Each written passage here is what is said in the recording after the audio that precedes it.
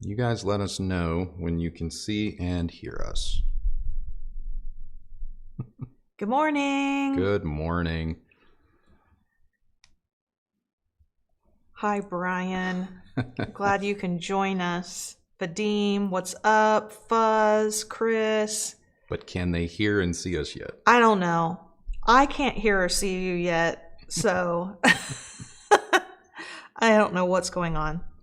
I don't think anyone can hear us. All right, well, let's just give it a minute. Oh. I have an ad for NFL Sunday Ticket. There we go. Guys, I want to know if this is not the very best this live stream has ever looked, because I think we've cracked the code. Mm-hmm. Nick, I'm talking. It's me, Kristi. Welcome. Yes. This should look better than any live stream we've ever done. I'm not saying it's going to look better than any live stream you've ever seen, but for this channel, it should be the best one we've ever done. It should make your heart so happy. I hope that you can hear us at a good volume. And if you can't, I would encourage you to check maybe the volume slider on the actual YouTube viewer. And if that doesn't work, this is just what we're going to have. All right. Well, everyone says that the video and the audio levels are finally good. So yesterday, because I had a little bit of downtime, which never happens, I actually privately streamed to myself and I was just dinking with the settings. And then, lo and behold, when we did our very first live stream, however many years ago, I YouTubed how to, live stream, and I literally just followed that person's video to the letter, and I've never deviated from those settings. So yesterday, I typed into YouTube, why does my live stream look like ass? And I got a completely different video. And so I watched like 4 or 5 different videos, and they all had radically different settings. And so I just tried each one until I found one where I was like, okay, I think this is more representative of what we have. So. Oh, babe, you look good. All right. You look good. It's crispy. It looks in focus. Yeah. Apologies. I think we've unlocked a new level here. Apologies if you hear a little bit of work just over my shoulder. It should be done in about 10-15 minutes. We are having some locks replaced on some new gates. Yeah, so county codes. Anywho, Brian Ruby says volume's okay. I can't hear the bulldozer near the pool. Yeah, no pool work is being done today. No, just some gate work. Although, for those of you who have been following the never-ending saga of construction over on Instagram, they are chipping out a portion of the pool starting Monday. The spa part of the pool. They're literally the whole thing, ripping it all out and starting over because reasons. So that's going to be fun. So next week, we're going to have a full crew here. Anywho, how's everyone doing this morning? Doing? I woke up to news and I was just like, awesome. The day's going to be great. The day is going to be good. Yeah. I unfortunately, yes, we both woke up to some news and it was like, are you serious? Like, are we? We're still doing this? We're still doing this. I can't go a week. I can't go a week without having to deal with nonsense. All right. Well, we hope everybody's doing well. I see Lisa B is in the house. Hey, Lisa. Wirehead. All right. Greg just left a super chat. Thank you so much. Mm-hmm. We really appreciate you. You joining us. Lamont, rich problems. It's really not. I mean, we work hard. We save money just like everybody else, and yeah, And for the record, like, it's not just we work hard and we saved our money. Like, not only have we saved money for years, pretty much since the start of our relationship, because we always knew that we wanted a fresh start for both of us in a place that was our own and all of this. But when we bought this house, like we bought this house at a certain price point to know that we were going to make renovations. Like we didn't buy it like the top of our budget. We kind of bought low so that we could make it our own. But we took years to get to the savings part. And I mean, we've lived in this house now for two years, and we were only now able to start the backyard project because we were still saving to do this stuff. Yeah, like, I mean, I lived in Texas all my life, and when I met Andrew, I was like, really the only thing that I really want in life is to just get out of this state. And we worked really hard to make plans for that. I mean, we're just like you, as the tabloids say. Yeah. Anyway. All right. So I'm going to catch up on a couple of these super chats, and then we're going to get into what I think is going to be a little bit of news. But here we go. Couch Potato Audio is kicking us off this morning. What are your thoughts on the WIM Ultra and Eversolo DMP A6? Is one better than the other? Well, unfortunately, I can't comment on the WIM Ultra, not because hiccup. My apologies.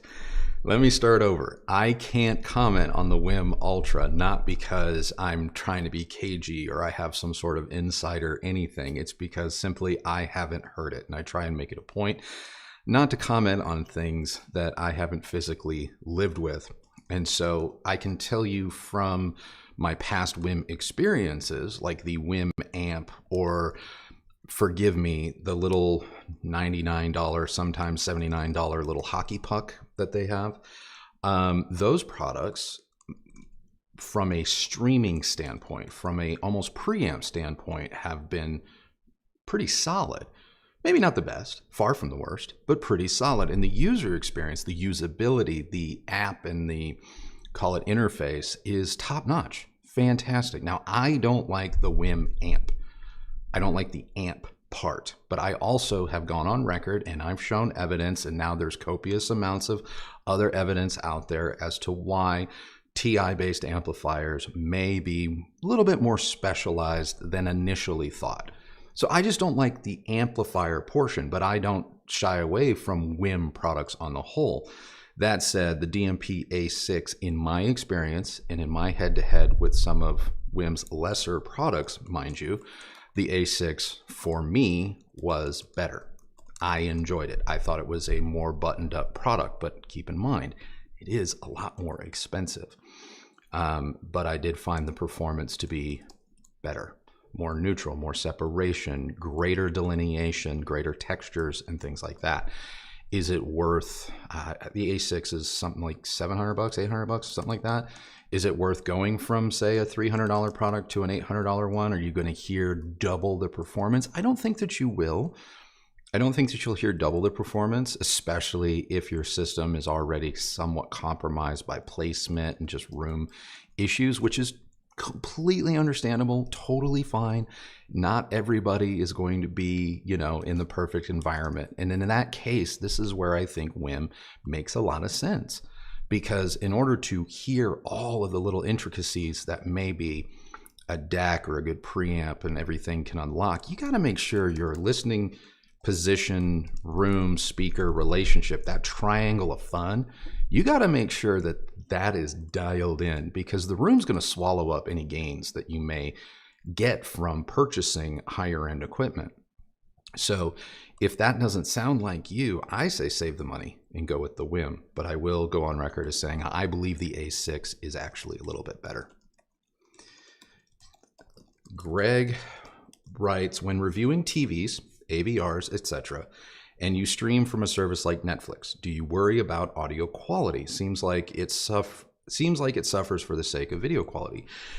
Greg, that's a really great question. I don't sweat it, and the reason I don't sweat it is because I try and approach all of our reviews from the standpoint of not what an audiophile or dyed-in-the-wool home theater enthusiast will want, do, or the lengths they're going to go to.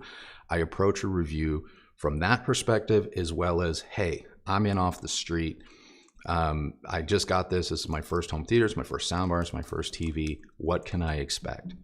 And the vast majority of people are going to be very, very happy with, say, Netflix streaming in Dolby Vision, blah, blah, blah. They will.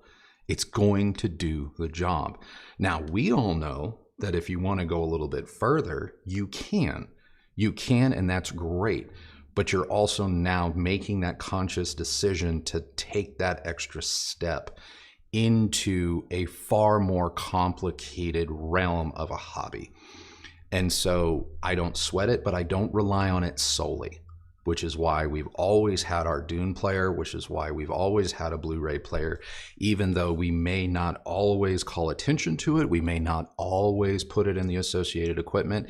If I feel that I need to go to the absolute limits of something, I always bust out the best of the best that we have, always.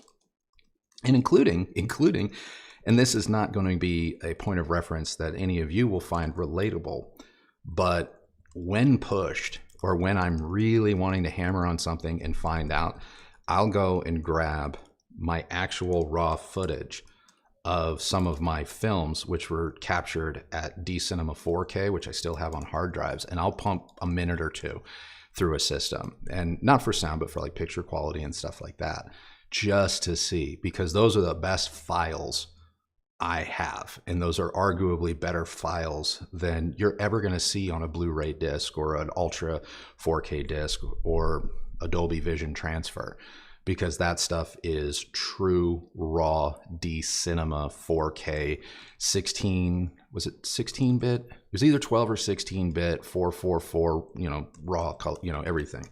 So I digress, but that's my answer. Let's see. Okay. Bodie,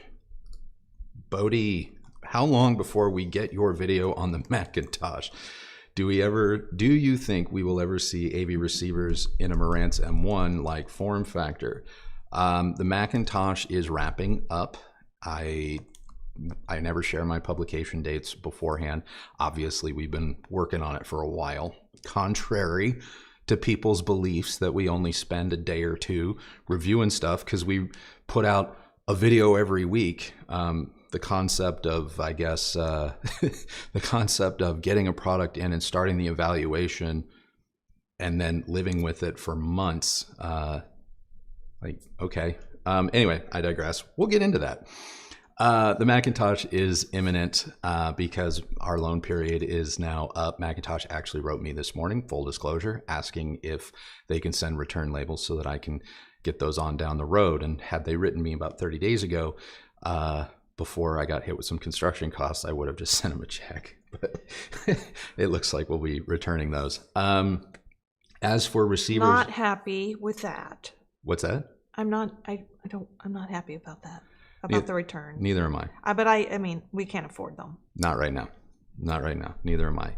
As for the AV receivers in a Marantz M1 like form factor, please stay very tuned because of the Marantz review, and you guys, we actually got turned on to a product by none other than Anthem, who apparently makes an AV receiver that's basically the size of a Model M1. And now we have it. And that evaluation is underway. So I'm super pumped about that. But I think they're the only ones. Legitimately. So that's crazy. Alan, I have a Sony 1080. Will the Sony 1000 materially improve my Atmos with my Golden Ear Super Cinema soundbar with the 360 spatial tech? I mean, it's not going to hurt, but I would temper your expectations going from the 1080 to the 1000. Not that the 1000 is bad, but understand that it's very possible that it's like 80-90% the same receiver with just maybe some new processing and or tweaks. So I would not expect a night and day difference there. Unfortunately, when we did our 1000 review, I didn't have our 1080 on hand to do a direct AB because when we moved, we passed that along. But I definitely think that if you were to step up to, I'm not trying to spend your money, but if you step up to like the 5,000 or lo and behold the 7,000, there will be a jump. So will you benefit from the spatial mapping? I think that you will. I do. I think that you will. But I would be hesitant to say like, oh my God, it's going to blow you away since you're using a passive soundbar. All right. Robert, longtime listener, first time caller, want to pair a B&W 702 S3 signatures with the M1. Do you think the M1 will have enough power? The 702s are the towers. I want to say I'm cautiously optimistic that that will be a good pairing. The only reason I say that is because when we had the S2 signatures, we had a devil of a time finding an amplifier that really, really drove those speakers to their fullest. And full disclosure, it took the M8 for musical fidelity. Is that what it was? The first signatures we had? Yeah. Yes. It was the musical fidelity M8XI. Yeah, which is, I think, a 350 watt dual mono integrated. For me to come away from that review going, okay, I think I've heard what the manufacturer is after. And I think we even tested, oh my gosh. We had the M5, we had, I think, the Yamaha 1200. What's that cheap amp that's super high powered that's typically used in like concert venues or the Crown. Yes we even had that on those speakers. And it's 1 million watts. it's not, but it's over exaggeration, but yeah, it's about 300 watts, and it did okay, but it was like, oh man. So when we put the 705 bookshelf signatures on the M1 recently, obviously that was eye-opening because that was a really, really nice pairing. But admittedly, those speakers have no bass. They literally at 50 hertz, they're closed for business. Okay. So I don't know what you're going to run into with the M1. So I would say I'm cautiously optimistic that it is going to work and be a nice pairing, but make sure you buy it from a place that will let you return it if you find it's just not quite right. I will say the M1 drives our Titans really well, and our Titans they have some difficult impedances here and there, and they may not be as difficult as B&W, but it does a good job, which is why I'm cautiously optimistic for you. Mike V plans on reviewing the Sonus Faber Lumina Amateur. That's the special edition one. No, I'm trying to get some of their other lines because I really feel like we've done the Lumina line justice. I think we did them all, minus the small bookshelf. So I'm just trying to get other lines, that, especially the 2 new ones they've announced. But I don't have any plans for that one. No. Marantz M1 Wirehead, you have been just kind of awesome lately. Like he's been a mad commenter lately. Well, and he also has been dealing with flooding. Apparently his town got hit by flooding and his basement was flooded or something like that. Yeah. No, I wanted to tell you that I've appreciated seeing you in the comments and reading your comments over the last couple of weeks. It's been fun. Marantz M1 arrived last night and is hooked up to KEF Q150s. Waiting for B&Ws to arrive. On the baby KEFs, it's amazing. I'm so glad that you're enjoying it. I'm not surprised though. I'm telling you, I don't know. I don't even know how new the Model M1 is. I mean, obviously it's a new product, but Marantz has had some form of a product like this for a minute. But this generation, this product of theirs, I am more excited about it, legitimately excited, ever since we got one in, than almost anything I've heard in a while. So I'm really glad that you're having a similar experience and that other people are as well. I think it's a really, really good product. Brucify me, 2.1 desktop setup. Only when I'm 8 feet away from the sub in my 130 square foot bedroom do I get to hear the bottom of its frequency response, but not when I'm at my desk. Is this unavoidable? Really, reality with desktop setups. You're sitting literally in a bass null. That's what's happening. It's not necessarily a reality with desktop setups. It's the fact that your chair at your desk is in a null. And if I was at your place and I had a microphone and my test equipment, I could probably literally show you not only exactly how big it is, but what frequencies it is affecting. The easiest thing to do, I know you're tight on space, but the easiest thing to do would be to take your subwoofer, wherever it is, I'm assuming it's like to the side or underneath your desk, put it in your chair and play your favorite music. Put your sub in your office chair. Play your favorite music. Now walk around the perimeter of your room. And where you hear the bass the strongest, somewhere else in your room, put the sub there. I get that it might be clear on the other side of the room, but put the sub there. Go on Amazon, buy yourself a longer RCA cable, and you will hear bass at your chair. It's that simple. Filbert, I watch you guys all the time, seriously. But somehow, I just don't know who the heck Carl is. Will you please clue me in? All right, guys. Carl is all of you. Carl, it's all of us. There's a little Carl in everybody. So Carl was inspired by a viewer named Carl, whose name is, we're assuming name is Carl, because almost on every review of a loudspeaker or an AVR, Carl would ask, how does this handle loud volumes? And after a while, I responded to Carl and I said, hey, like, how loud are we talking?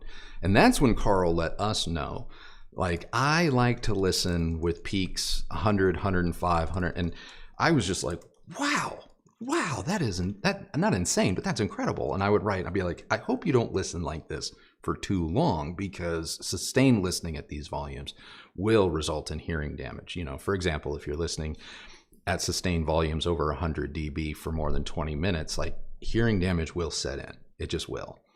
And how much or how reversible that is probably, it's not.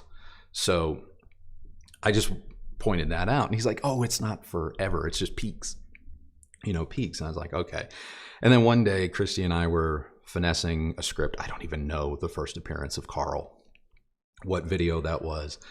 But I don't remember either. We were finessing a script. I was rehearsing it, reading it out loud like we always do. And she's like, hold on. And she typed in this little reference to Carl. And that's how Carl was born. But we're not picking on our viewer who is screen name Carl. We have since evolved Carl to be the extreme performance side of all of us, whether it be television picture, brightness, sound, bass, the full nine. That's who Carl is. So we all have a little Carl in us. I own the Sony AZ7. I'm going to assume that's the 7000 ES, paired with the Arundel 1961 tower and center. Unfortunately, Arundel has discontinued the 1960 line, and I need help picking a good pairing for surround options, side and back. What do you recommend? I would start with, I believe there might still be some B-stock overstock of Arundel's 1961 line on their website. I would start there. I mean, if you're going to our Atmos and surround channels rarely ever match our front three. We use Klipsch-in ceilings. I've been very happy with them.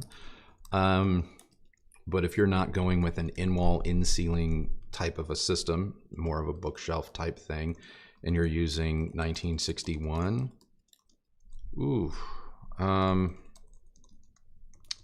KEF, maybe, like a KEF Q150, I think is going to have that same kind of neutral leaning tone, not going to be super bassy. And then of course it comes in a white or a matte black. So visually, I don't think you're going to have too much of a disconnect there. I think that's where I would probably start or go. If you're looking for something super small, I know B&W's M50s, which are little table-mounted and wall-mountable satellite speakers, are currently like, I want to say $150 or $200 each. Those will probably be decent pairings, and they come in black or white. Those are my two suggestions. If you can't get your hands on like a B stock, overstock pair of whatever you need from Arundel's outlet store. So check eBay too.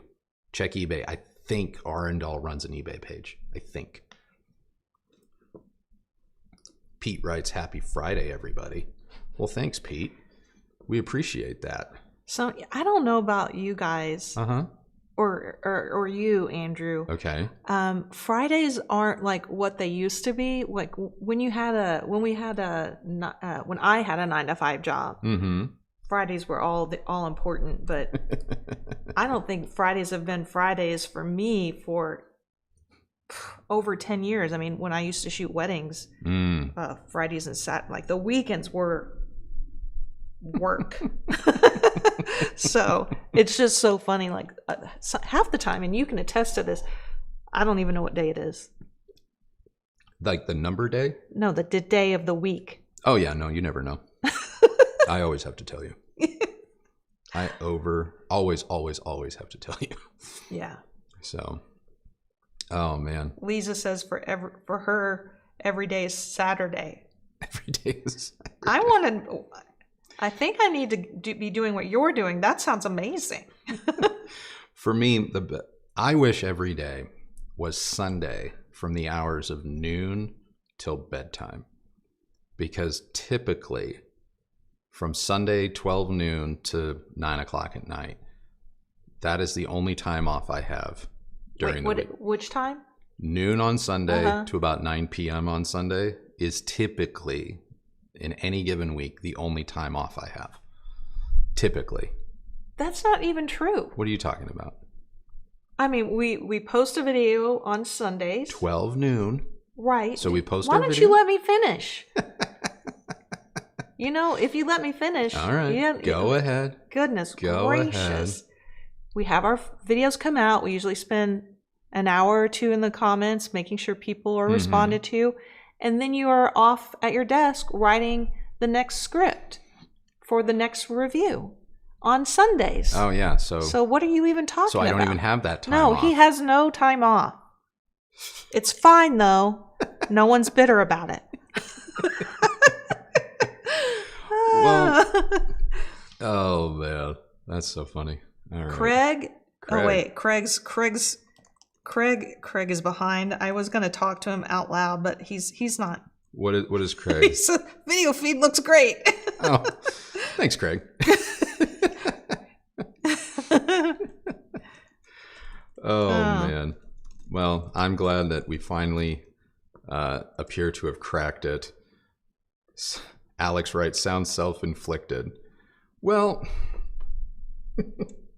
it's part of the job.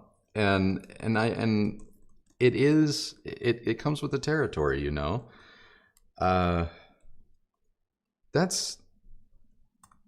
is that a joke? What are you trying to say? Coaster? Where? Chick's unbearable. That better be Poor a joke. Guy. It's not a joke.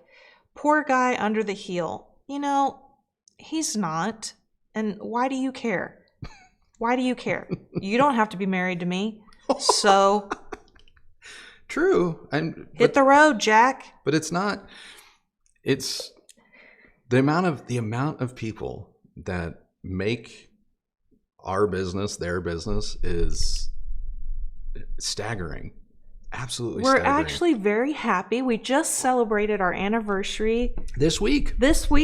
5 years. 5 years married. 5 years married. 7 years together, and we have a great life. We are very, very happy, aren't we? Aren't we, Andrew?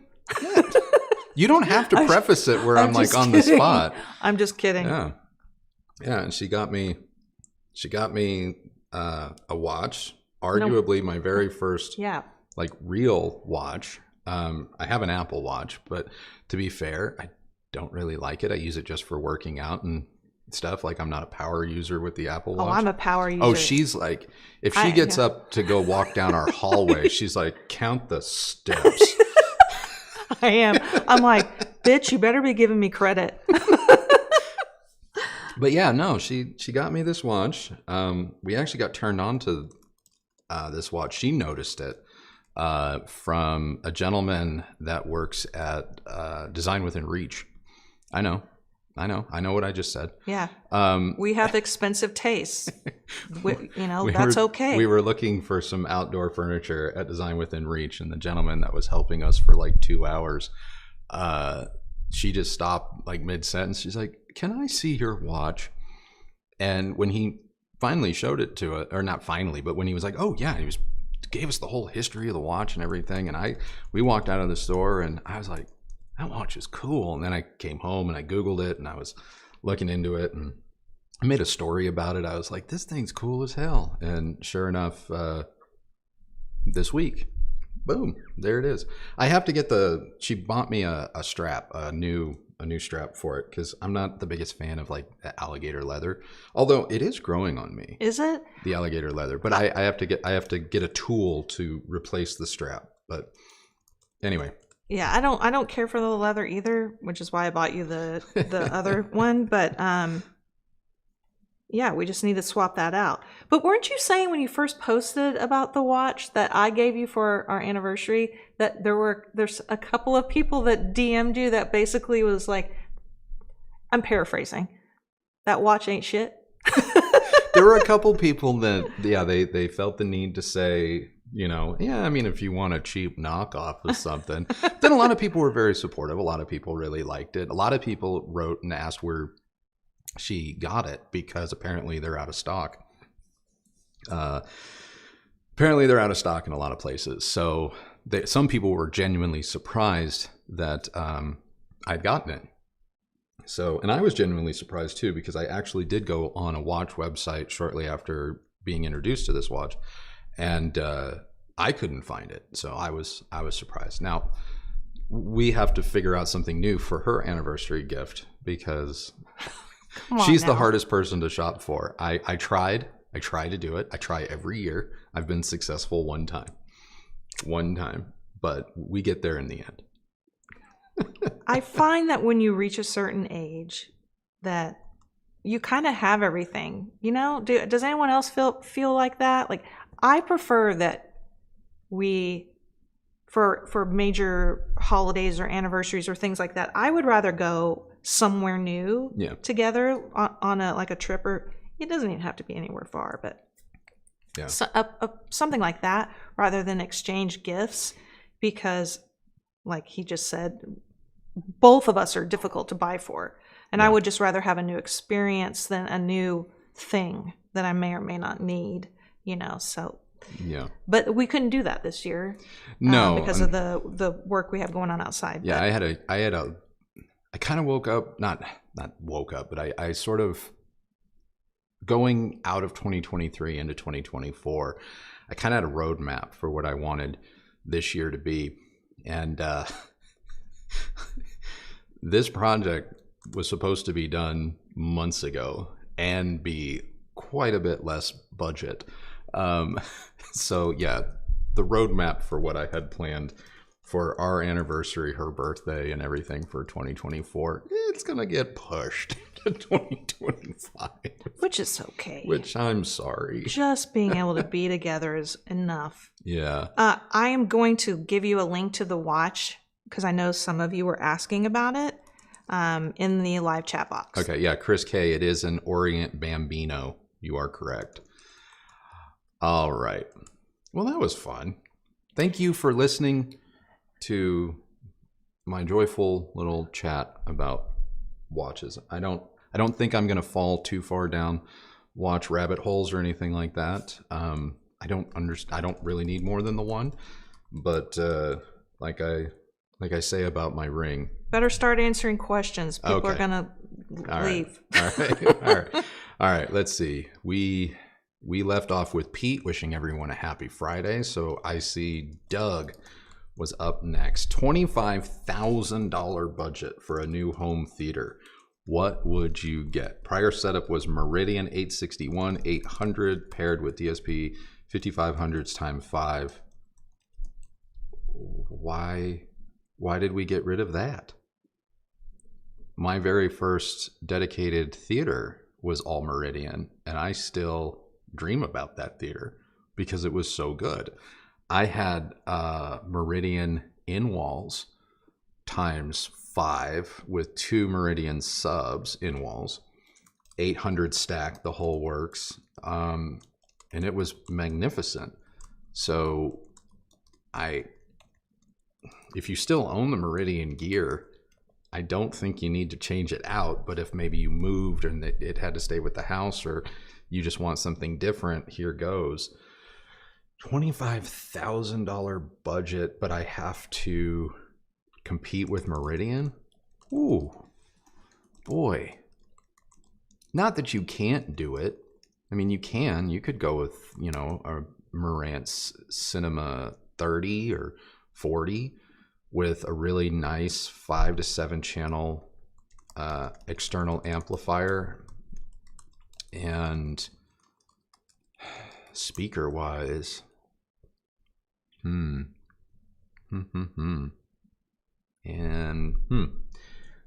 mean, I'm just gonna go with what's tickling my funny bone at the moment, and that's the Evolution Titan series, or the SVS Evolution series. We have the Titans, we have the Nanos, and the Center.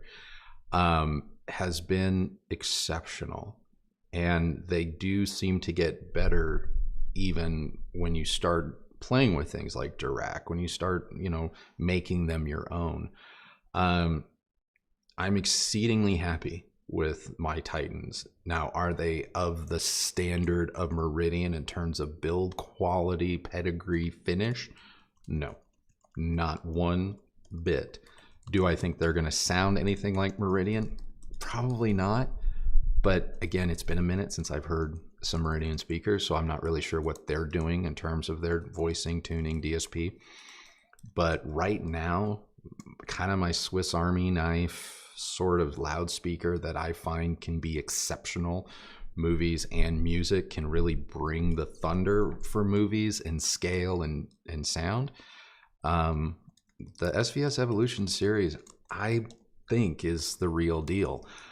The only other speaker that I'm super anxious, not anxious, but like excited to want to hear, because it's at pretty much the exact same price point as the Titans, but I have not heard it, is the MoFi 888, the Andrew Jones Tower, the 888. And I want to say that that's probably going to be pretty exceptional as well, because the what was it, the Source Point 8, which we had, the Andrew Jones Source Point 8 was phenomenal. Needs a sub, but it was phenomenal. So I am very hopeful. But yeah, I would say a Marantz, a nice outboard, multi-channel amp. Look at the SVSs. If they're not your cup of tea, you want something a little bit nicer looking, you could probably do some Andrew Jones Source Point something. At $25,000, you could definitely do B&W 702 signature towers with the matching center, and probably even a pair of the signatures for surrounds, and still come in under budget. So yeah, try that. Andrew and Kristi, big fan from Houston, setting up a new home theater in my home. I'm kind of stuck between SVS Ultra and B&W 702 for front tower speakers. What would be your advice?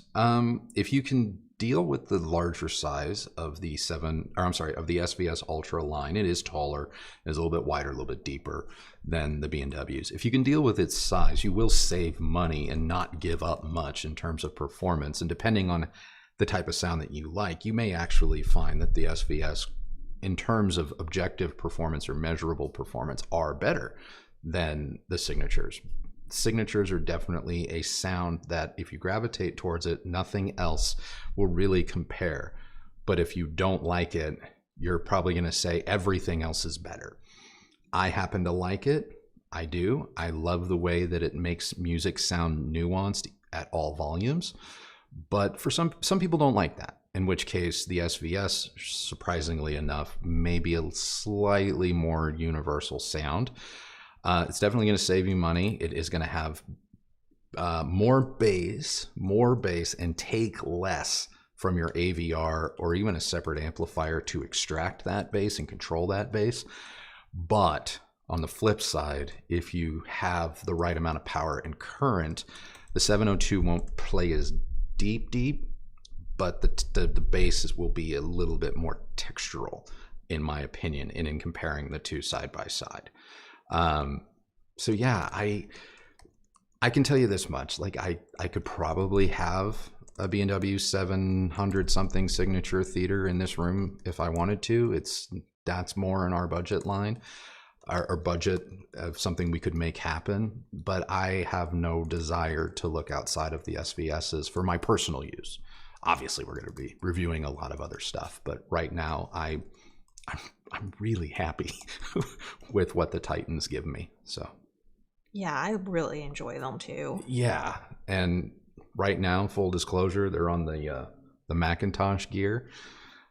Just doing my last little bits and filming, and wow. Wow.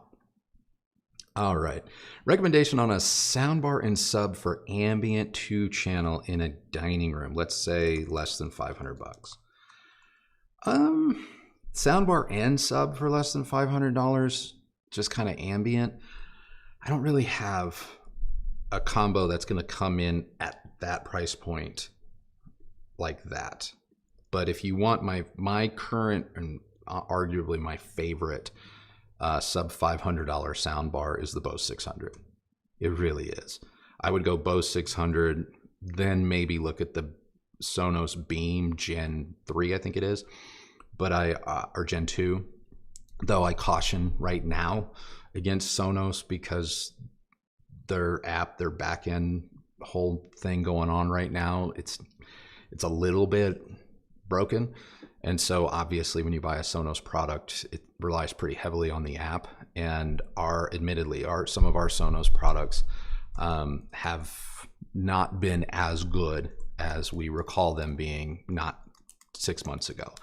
The ones that don't seem to be affected are still great, and when they do work and everything, the sound is still as good as anything, but the usability has been impacted, which is why in this right now, until they kind of get everything worked back out, I would say the Bose 600 is a great sub $500 bar.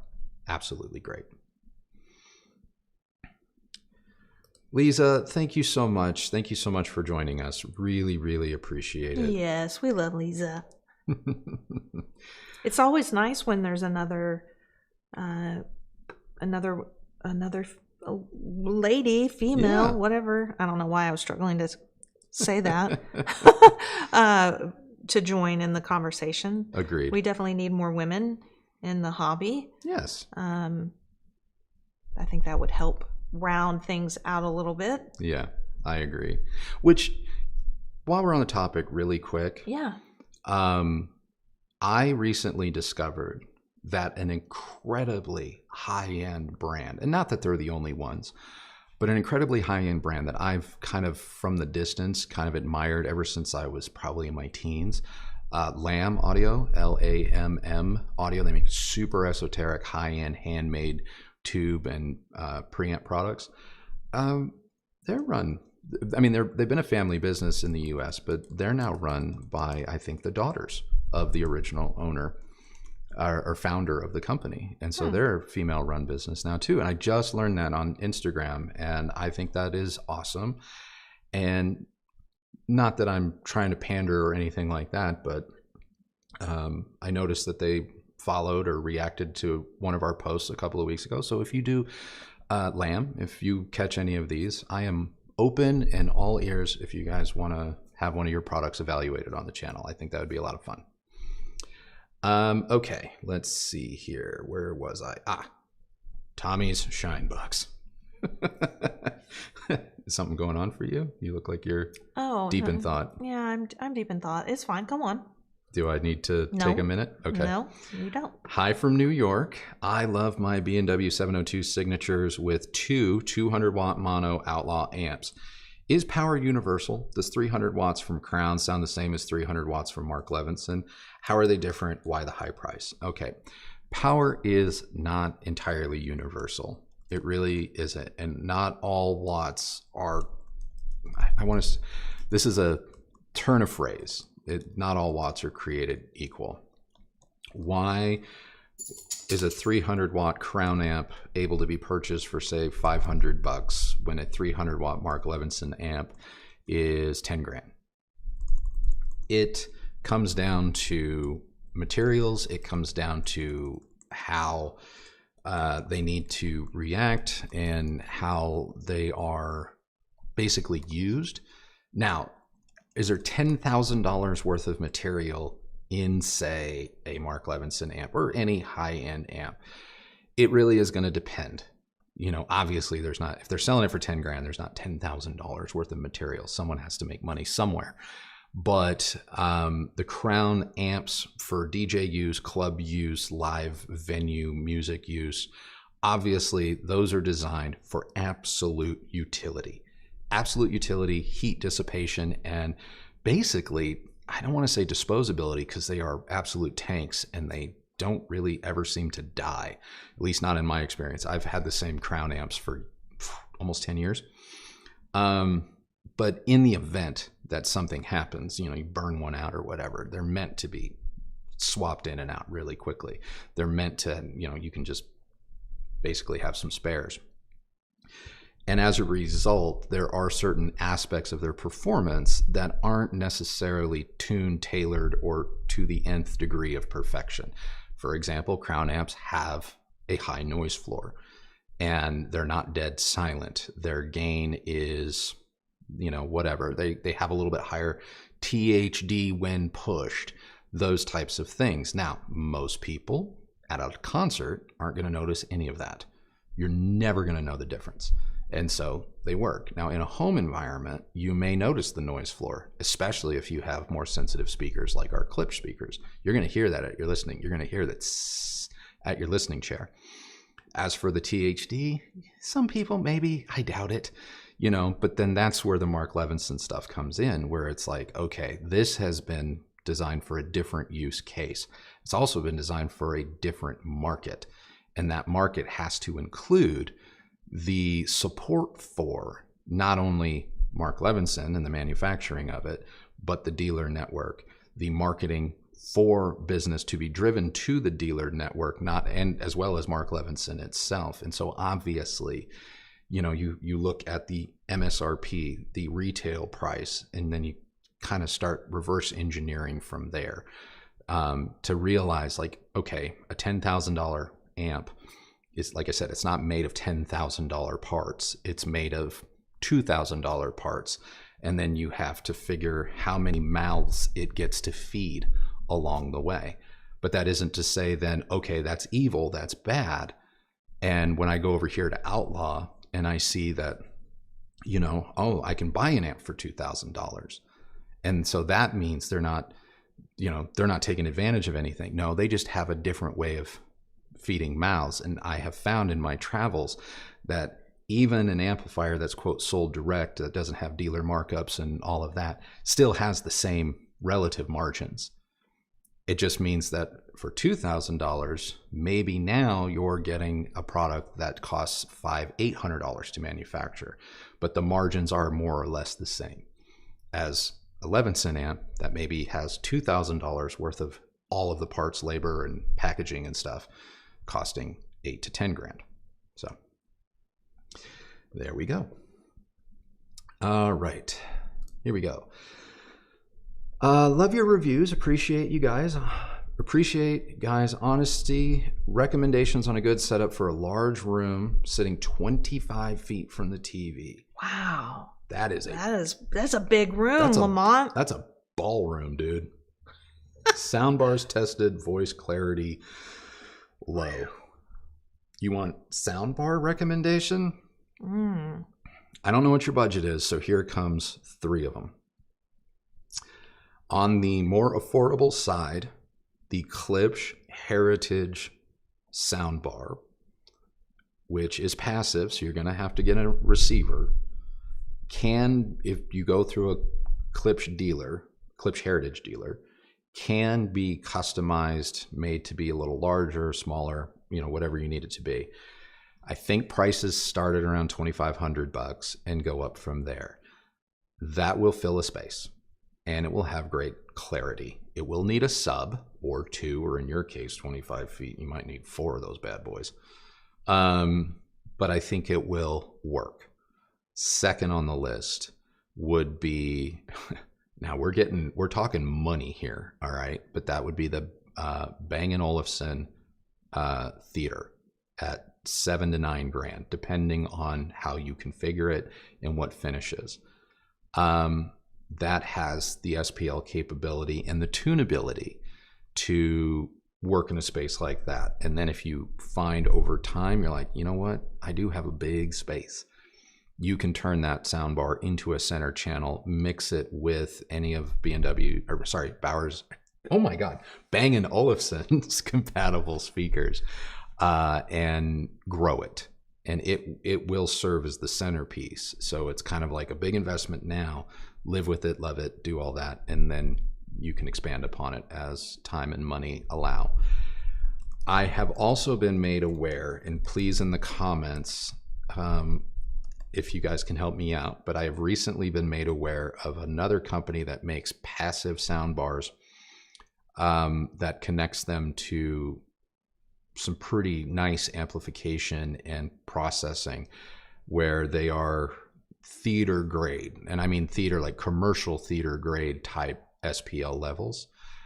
If Lamont, if you want to kind of keep your eye on the comments, maybe one of our viewers can go, oh, he's talking about this, because the name escapes me, and I have only become aware of them probably in the last 2 weeks.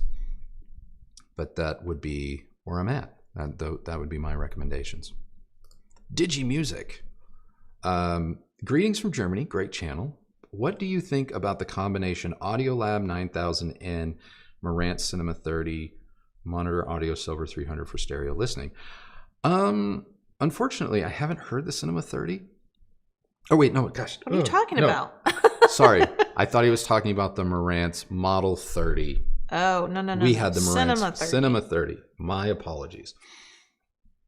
Yeah, I think the Cinema 30 is great. I do. Monitor Audio Silver, that whole line is fantastic. I have nothing bad to say about it. We just reviewed the Cinema 30 last week. In case you did not see that video, it is on the channel. Yeah.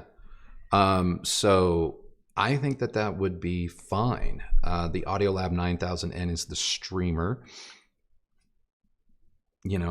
I feel a sneeze coming on. Oh my God, this is embarrassing. Hold on. Okay, I think we're good. Audiolab 9000N, I have had it in our home. I have played with it. Obviously, I didn't review it when we did our 9000A review. It was fine. It was fine. I mean, I'm not the biggest proponent of more expensive type streamers, especially streamers that are kind of expecting you to use them as a transport. That means a digital connection down into an amplifier. Or a DAC elsewhere. And at that point, if a streamer is just a transport, I'm kind of like, save your money.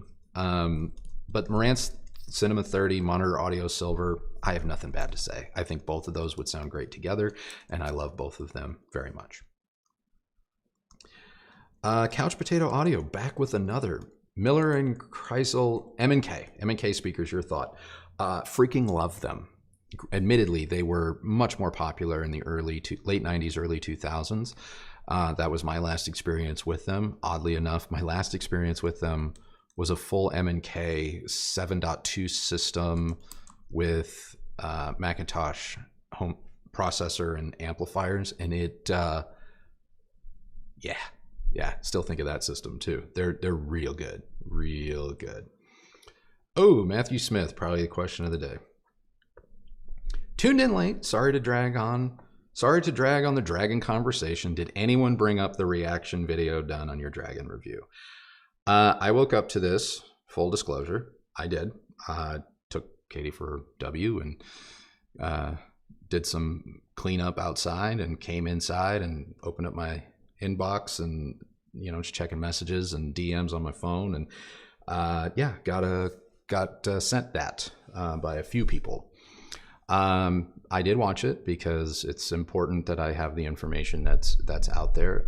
This particular creator, I apologize. I don't know him by name. Unfortunately, prior to our Dragon review, I'd never seen one of his videos. I saw a video that he did a week ago, maybe 10 days ago, on the Klipsch Flexus, partially because some of you guys screenshotted his comment section and sent me the screenshots or alerted me to the screenshots. And so, I saw the reaction video. And I have a couple of things that I need to say about it. For one, you all right? Yeah, I'm fine. Yeah. Love the glasses, babe. Thanks. Not too hipstery. You know what? Hold on. Here we go. There we go.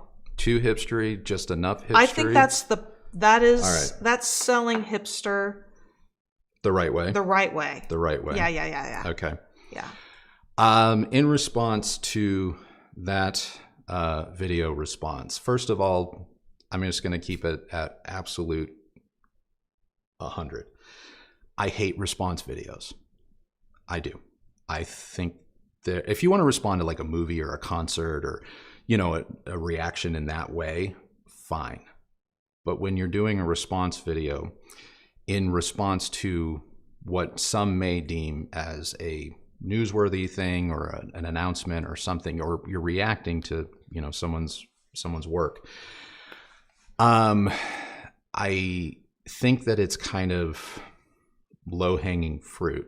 And the reason I say that is this person makes a number, and I do mean a number of assumptions about not only me, Kristi, as well as our evaluation methods, procedures, and I will even go so far as to say our, what's the word I'm looking for? Number of assumptions about our motivation with respect to the Dragon. And in my opinion, the one thing that I believe a person should do if they are planning on responding to somebody directly in a way to go at or talk about words that they said, another person has said, is you should reach out for comment. And as pointed out in this gentleman's video, we are a larger channel, and it is very easy to get in contact with us. I speak with many of you regularly, either in our comments or through DM. You guys will DM me on Instagram, and some of you will use our contact form, even though we don't respond to personal questions. We're very clear about that. You still write in. And so it is not hard to get a hold of me. And I find it very disingenuous that a person who is trying to come to the defense, first of all, anyone that's trying to come to the defense of a brand, seemingly all on their own, unprovoked, without any real reason for doing so publicly, I find weird. I find really weird. It would be one thing if I had talked about this person in my video and attempted to discredit anything that they said, but I didn't do that. So for this person to feel the need to come to the defense of a brand by trying to point for point address me, I find that a little bit weird, and I find that kind of suspicious. And we're going to get into why I find that suspicious in just a second. But anywho, the first thing they should have done was reach out for comment, because like I said, they go on record as saying quite a few things that are completely inaccurate. And while I do applaud them for saying, like, it is my assumption, I'm guessing, I'm an open book. And as some of you, because I was able to see some of the comments coming in to that video, as some of you pointed out, Kristi and I did a whole Unplugged that we ultimately had to release early, partially because Nakamichi had new news that rendered some of our commentary completely moot. So there was no point in us sitting on something we had recorded 4 or 5 days prior. But a lot of you were like, no, they went in and they described and discussed the methodologies, the time, and all of this. And so those are all things that if this person had just reached out to me, I would have told them. And I would have explained it. And I would have had as long of a conversation as they wanted so that their video could be as accurate as possible. And I say that, you know, if some of you watching this are saying, well, it's easy for you to say. It's not. It's what I did for our own Dragon review. First of all, you guys know we bought the Dragon. We bought it from Amazon. Amazon has a 30-day period. So unlike all of our other reviews that are sent to us by manufacturers on loan periods, we only had 30 days to pull this off. 30 days is more than a day, an afternoon, or an hour, as it is intimated in this video. As some of you know, we watched the totality of the Olympics through the Dragon. The Olympics are what, 2 weeks? You know? Yeah. The Dragon was set up for two straight weeks. Okay.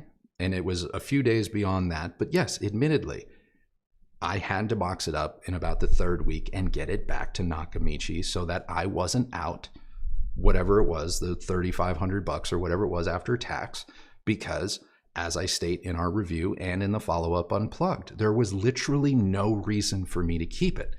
I did not enjoy its performance. I did not feel that it lived up to its marketing and advertising claims. I did not have the experience I was led to believe that I would.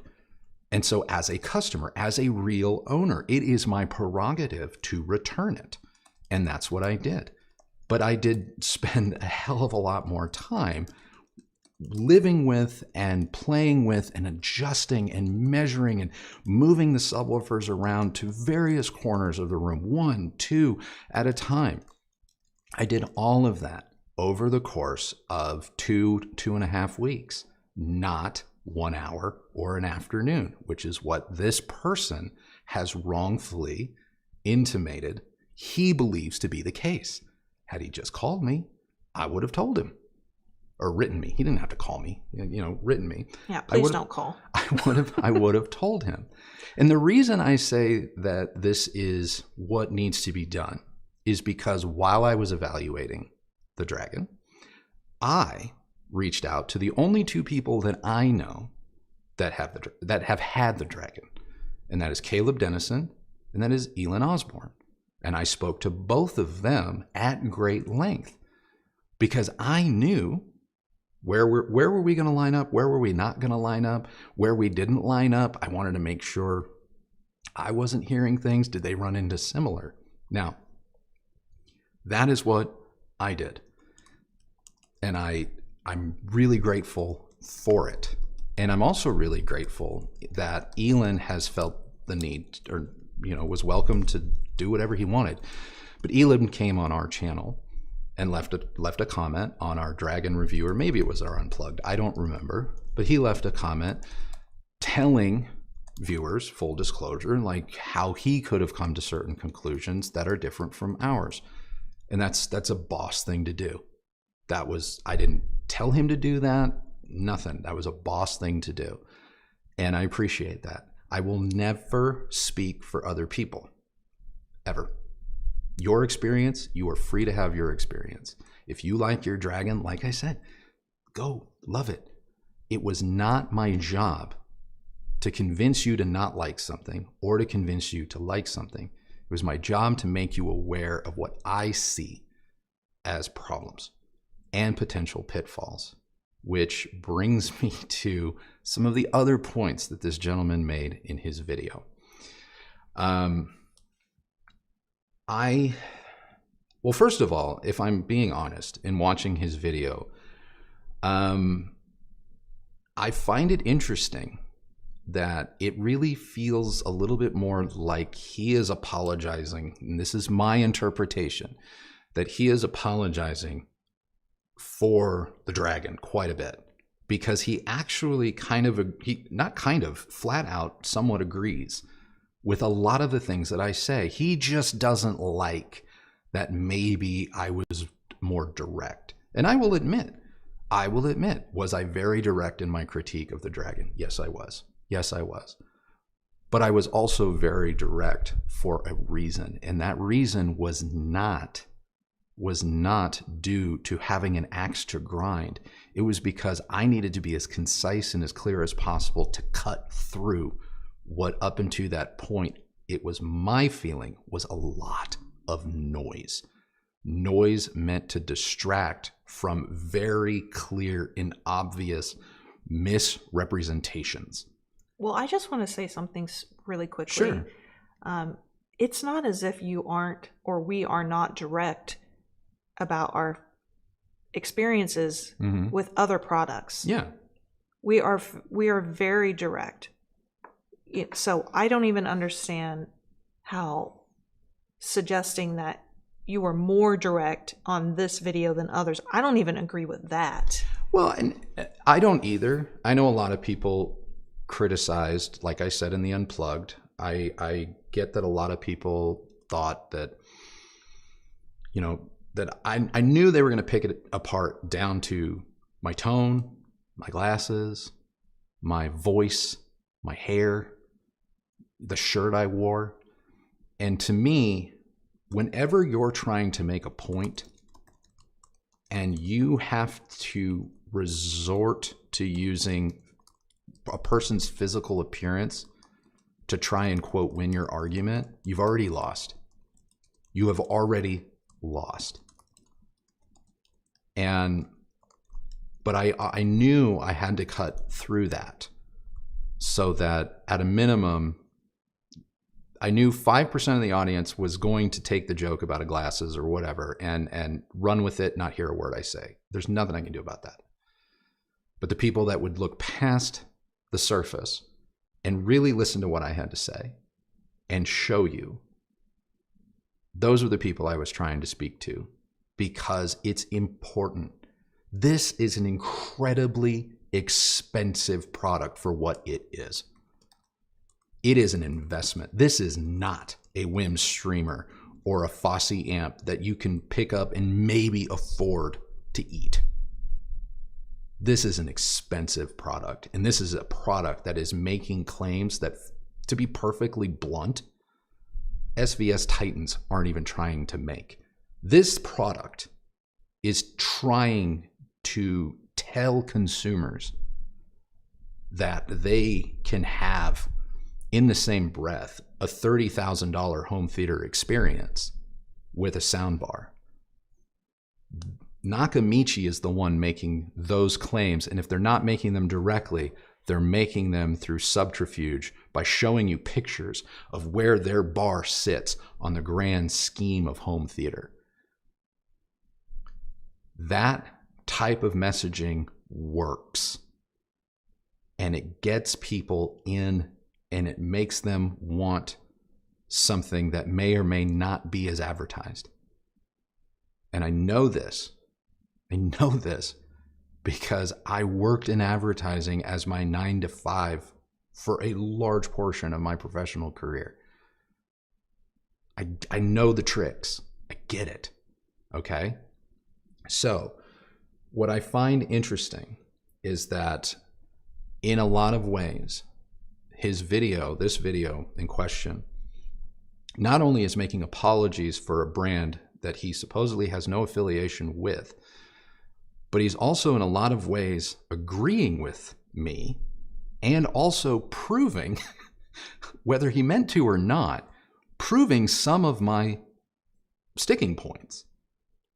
One of which that I found rather illuminating was he, with a full disclosure, this person admits to not having measuring equipment, but he also physically shows you in the video, sitting dead center of the bar, holding a SPL meter. You're seeing a reading, and he literally just walks a few feet to the right, a few feet to the left, and sure enough, there is a drop-off in SPL.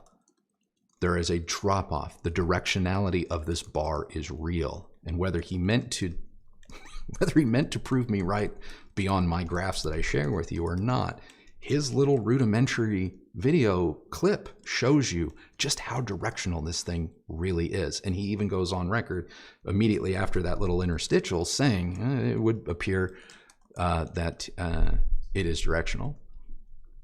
Okay. He then counters it with, but anyone that can adjust levels and do all of this can remedy that. And then he comes and makes an assumption about me.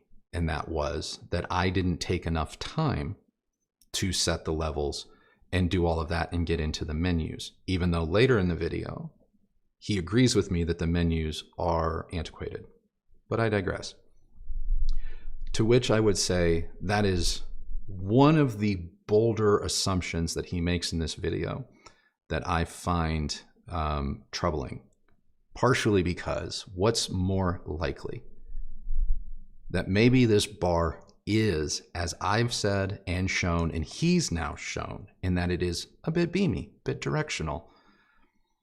Or that I've managed to be in this industry for 25 years and I don't know how to set the volume levels of speaker drivers or speakers themselves appropriately in a surround sound configuration.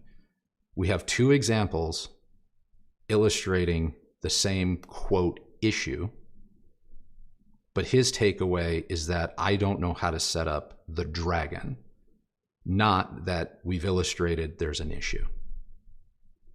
And when you start rationalizing arguments like that, even in the face of your own proof that you've created, I question your argument on the whole, because it shows me that you're not actually maybe wanting to accept or pay attention to the reality, the facts that are in front of you. And that is a problem, especially for a reviewer. That is why when I said what I said about the Dragon, whenever possible, I backed it up. I backed it up with something that I have no control over. People were saying, oh, you're manipulating the graph. How? I don't know how to do that because it's an automated process. I send a sweep at a volume and I get results and I paste them to the graphic, plain and simple, and I put it in the edit. That's it. That's how it works, And so that to me is troubling. But while we're on the topic of graphs, a lot of people, this gentleman who made the React video is not the only one. A lot of people have gone back to our Q990D review from Samsung and said, well, you didn't do this, you didn't do that. And if you look at the graph that you had on the Samsung, it's different from the graph that you had on the Dragon. I fully explain, if you pay attention, I fully explain why the Dragon was measured at 79 dB versus 75. And I only show you results and comparisons of the Dragon with things that I was directly able to compare. We had the Samsung Q990D and we had the Dragon at the same time. However, I apologize. There's a knock at the door.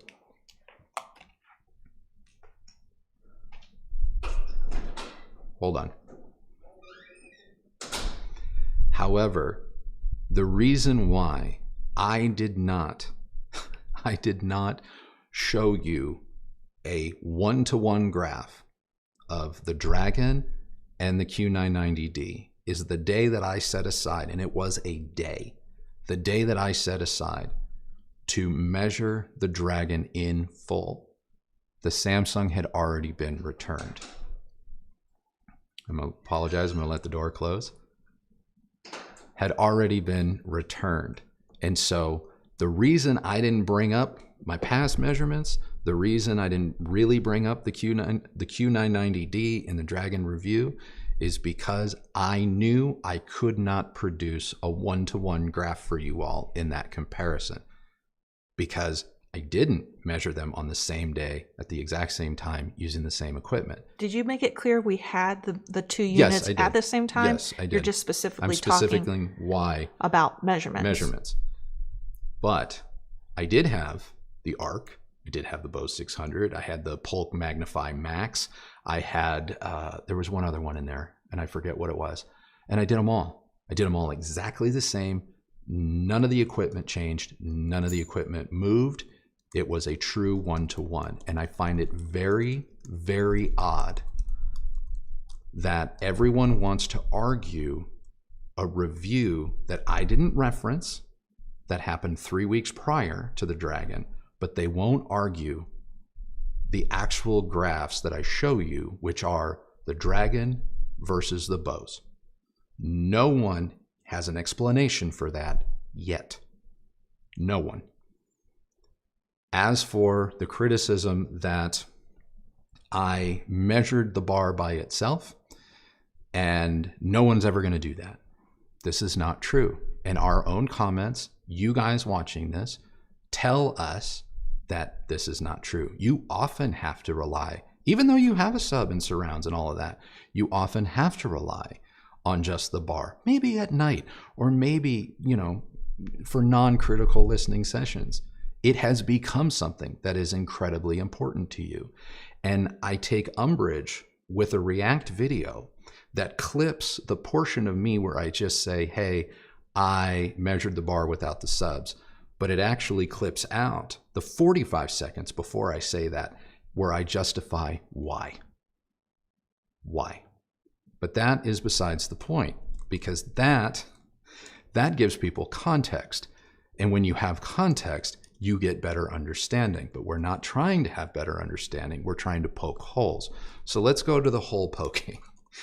This video, and many of you in the Nakamichi fan groups have taken this graph of the bar rolling off at 300 hertz. And what I say is this bar doesn't appear to play much below 300 hertz. Now, this video, this React video, raises 2 points. The first one, in looking at my graph, the gentleman, I'm paraphrasing, I don't have the video up in front of me, paraphrasing, the gentleman says, but if you look, it looks to recover, I believe was the word he used, recover around 160 hertz. Yeah, there was a little bit of a bump at 160 hertz. But ignoring that little bit of a bump at 160 hertz is still 7, maybe 8, 9 dB away from where it was at 300, means that you will hear a negative plus or minus 3 dB bump or dip. Anything greater than that, you're really going to hear it. So the fact that, yeah, 160 hertz seemed to have a little bit of a rebound, if you will, it was still well below 300, where from 300 to 20 kilohertz, the bar is very even keel. And in keeping with a typical loudspeaker response, one that looks very impressive on paper, which I call out in my review. So this notion that because there's a little bit of a rebound at 160-ish hertz, that the bar plays lower than 300, I said it doesn't appear to play much lower than 300 with any authority, believe is what I said. And that little bump at 150, 160 proves that it's still well below what the input volume was supposed to be. Now, if you look at the subwoofer response, when I combine the two, you'll see that the subwoofer has real issues kind of going above 100 hertz. And it falls off a cliff at 40. And it's very linear from 40 to 100 hertz, okay? From 40 to 100 hertz, the sub is very linear. Like it's pretty straight. Like it's good. It is, it's good. But that dip, that crossover point is problematic. It just is. And I'm sorry. yeah. I just want to raise this with you because there's a few people who are in the comments right now, and you know, it's like, stop justifying or explaining the review, or you know, you're better than this, move on. And like, oh, I hear you. Trust me, I hear you. I would like to move on. But we're going to get to the bigger point of why I don't believe I can. Okay? Because there are some things that have occurred that Kristi and I have never made public. And because of this React video and some of the language used in it, I'm sorry. Like, if you want to skip through the justification, I stand by every word I said in my Dragon review. And this reaction video does little to disprove any of it. And in fact, oddly enough, it confirms most of it.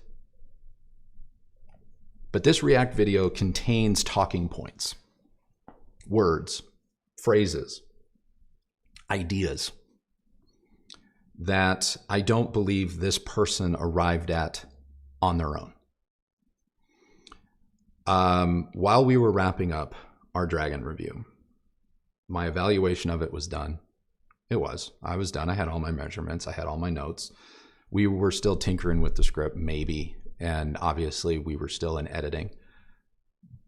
But during the waning parts of the Dragon review, we were notified and sent screenshots and emails that messages. Nakamichi themselves, at the behest of their CEO, prior to our review coming out, was reaching out to customers, forum members, moderators, and potentially other creators in an attempt to comment, bomb, or preemptively discredit and or change the narrative of our video, our review. When I became aware of these communications, again, they were sent to me. I have them. When I became aware of these communications, I reached out to Nakamichi immediately. And I asked for official comment. I asked to confirm the contents of the messages that were signed by Ray, the CEO. Those emails have been viewed more than a dozen times.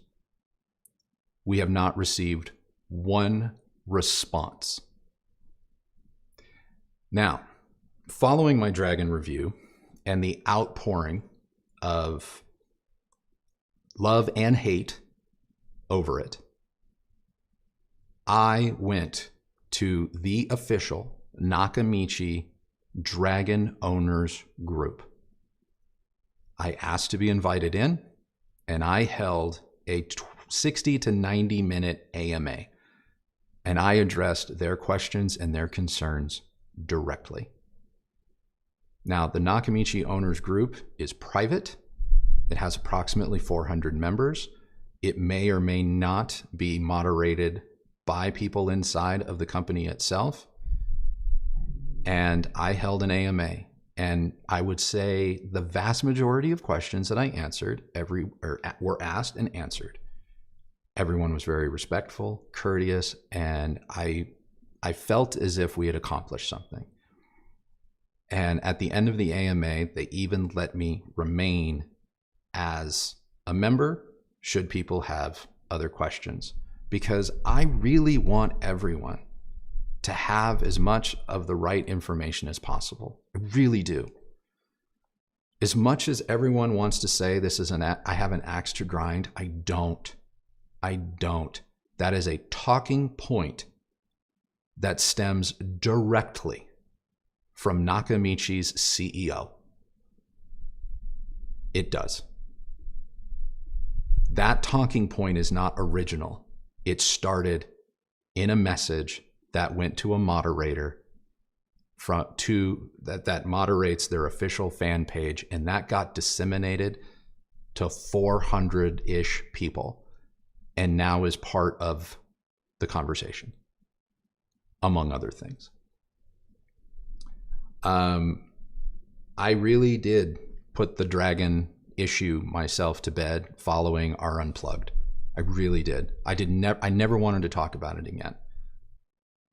And then not last Friday, maybe the Friday before, a private conversation took place between Nakamichi's CEO, members or moderators of this forum, and potentially members, other people. I was made aware of this call. I have the rough transcripts of the call, not because I was on it, but because someone who was on it gave them to me. And in that call, I learned quite a bit. Can I just correct something? Sure. Because I know every little word is going to be dissected.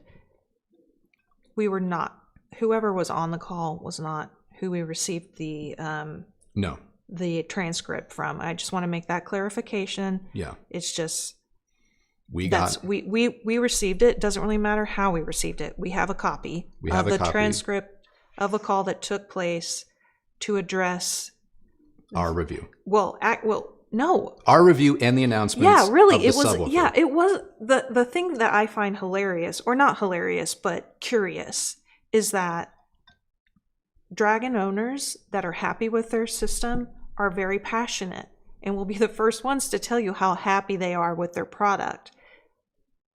What's interesting is following the review or that we put out about the Dragon, they were very upset about our findings. Mm-hmm. But when Nakamichi announced the new subwoofers and all of this and some of the other information they presented as for what's coming, the same Dragon owners who were happy with their Dragon and upset at us about our findings suddenly were using our video to rationalize or question the rationalization of Nakamichi suddenly coming out with new subs that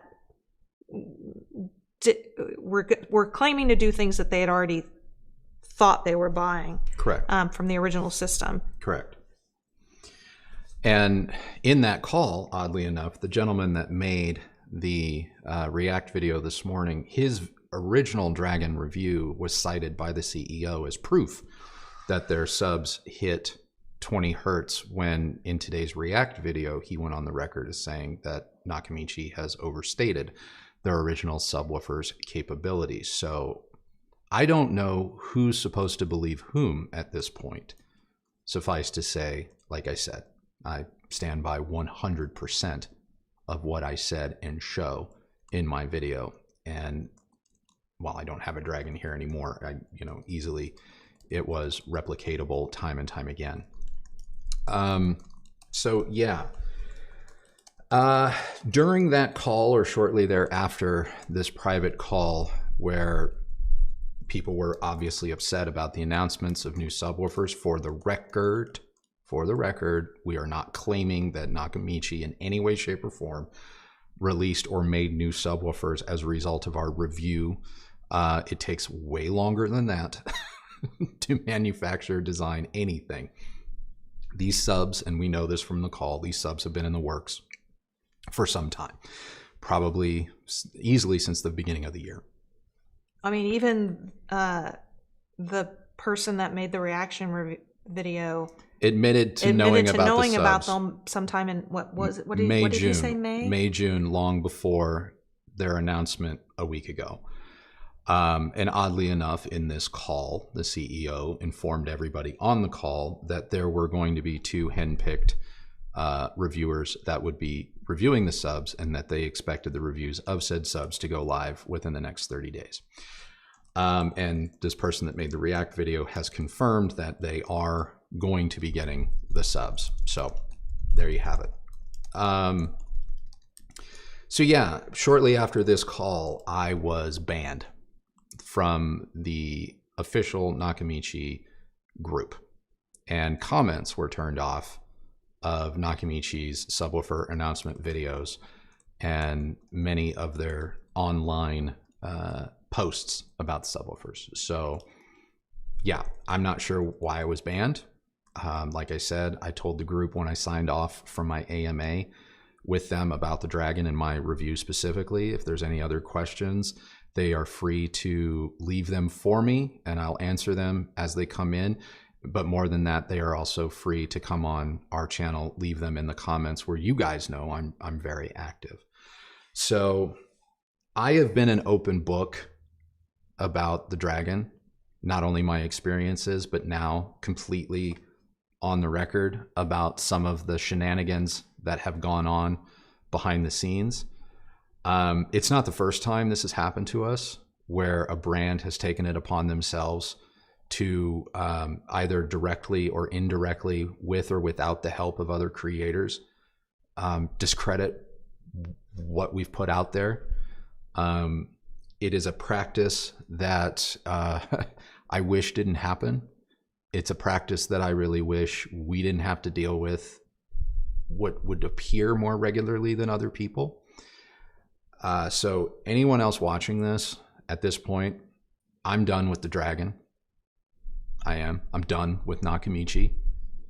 I don't want to say any more or have any more comment after this. It is my opinion that Nakamichi will not answer my direct questions about their behavior. It is my opinion that the Dragon is a product that has been largely hyped, sold at any degree of success on said hype, when it is possible and demonstrable that there are certain things that are claimed that it just can't do, or it doesn't meet the standard or the criteria. Now, I am not saying that it is impossible for people to love this product. I am saying it's probably quite easy to love this product, especially if you are going for a certain type of sound, a certain type of experience. And if it is scratching the itch for you, I mean this from the bottom of my heart. I want you to be happy with and continue to love your Dragon. I want you to never watch my Dragon review again. I want you to go forward with your experience, having no doubt. If it is working for you, go. Continue to enjoy it. My job is not to sell you a Dragon. It is not to not sell you a Dragon. My job is to tell you what my experience was, and in this instance, to back up said experience so that if you're on the fence or you're considering it, you have all the information. Because it would now appear that there's a lot of information out there about this product that may or may not coincide with talking points from the brand. And that's all I'm going to say. That's all I'm going to say. To the gentleman that made this video, good on you, I guess. Good on you. My question still remains why you feel the need to defend what in your video you kind of prove as being problematic. That would be my question. And also, I know that you fancy yourself humorous, sassy. Don't ever weaken your argument by making it about someone's appearance or things that honestly they have no control over. I didn't pick my voice. I didn't pick my vision. You know, just as you didn't pick any number of things that I'm sure growing up people called attention to without reason. Be better. You're better than that. Your work is better than that. And we all need to be better than that. So that is it. Nakamichi, I await your response. I await your response because I would like an answer. I would like an answer as to why the CEO of a company would go on forums or directly to moderators and or other creators with false assumptions before anyone had any idea what I was going to say in an attempt to muddy the water. I wrote you personally. You have my email. I know you've looked at it. I would like an answer. But if one doesn't come, that's fine, because I will have no comment about your brand or these products after this. All right.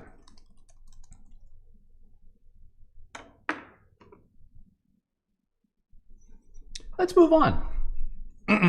Where were we? Matthew Smith. Have we lost everybody?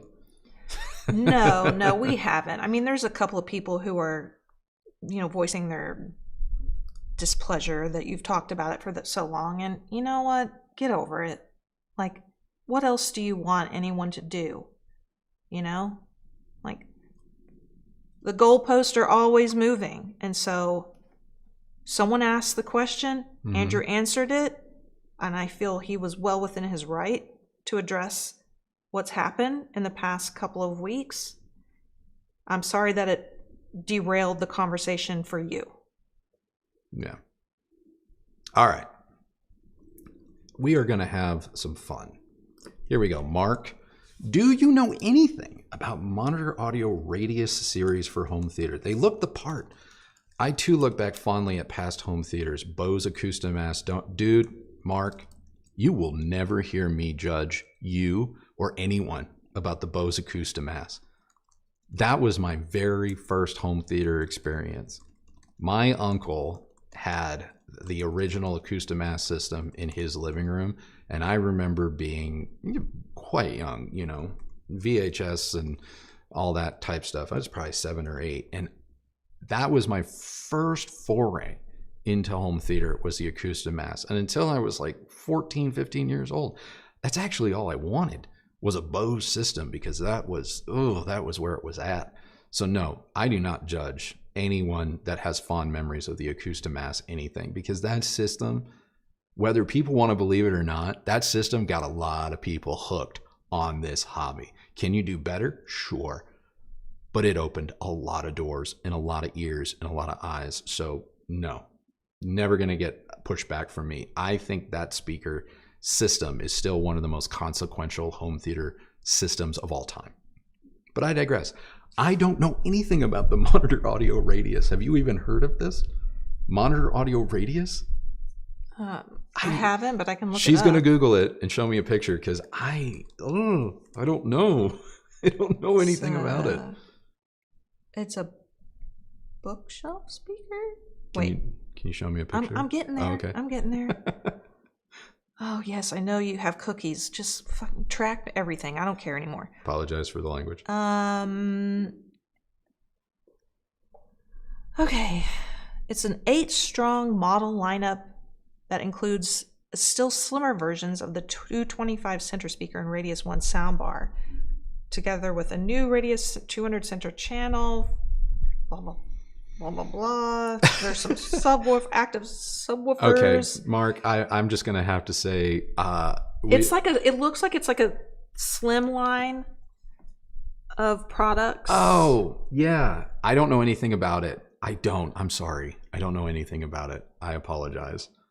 But it's Monitor Audio. Yeah, they make good products. To be honest with you, I know I was critiqued kind of harshly about their Platinum line when I said it might not be special enough given the price.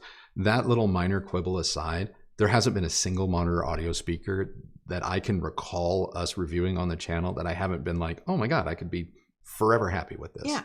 So I don't know about it personally, haven't heard it, but I'm sure it's probably pretty good. This one of these center channel speakers it almost looks like a sound bar. It's so thin. Okay. I don't know. That's interesting. Curious. I'm moving on to Muhammad's question. My living room is 4 meters by 6 meters. I would mostly be using my TV output. What is a better fit for 70% movie watching, 30% listening? B&W 705 S3 with a sub, or B&W 702, 703 S3? And what sub and what electronics do you recommend? I mean, you're talking about a 2.1 system. And if you're going to use the 705 or 705 with a sub, you can go 705 S3 with B&W's 600 series subwoofer. There's an 8 and a 10-inch version. We had the 8-inch version for a while, and I was quite pleased with it. It won't hit 20 hertz, but I think it goes to 24. And it's actually pretty good. It's pretty good unless you really, really hammer it at volumes, probably in excess of 100 dB. Then it is possible to get that sub to bottom out. But bookshelf with that sub, and I hate to sound like a broken record, but the Marantz Model M1 in virtual mode, especially since you're going to be using your TV as your source, game over. Game over. You're good. You're done. I really believe that. C. Gotti, thank you so much. Sonder, have you all tried the JBL HDI series? Didn't see a review. Purchased the 3800s and 4 1600s last week with their 50% discount. Currently rocking full clip RP 7.2.4. Was debating on KEF R11s, R1s, R4s, JBL. Okay. There's a lot in there. No, I have not personally heard or tried the JBL HDI series. As I understand it, they are incredibly discounted right now. I know a lot of people have had a lot of really nice things to say about that line. If memory serves, that was one of the later lines from maybe the old guard at Harman. So that, in my opinion, stands to reason that it probably is pretty freaking great. But again, I haven't heard it. At 50% discount, some of the prices I've seen on those are pretty insane. So yeah, I can't say automatic buy, but I also wouldn't steer you away, especially if you're going to get a great deal, because a good speaker is a good speaker, period. You're currently rocking a Klipsch RP setup. The JBL is probably going to give you have the punch, the liveliness, the dynamics, but a little less forward, more than likely. Probably a little bit more weight, texture, and just that little hit more of nuance. If I had to go out on a limb, the KEF stuff is going to be radically different. Still good, but just radically different.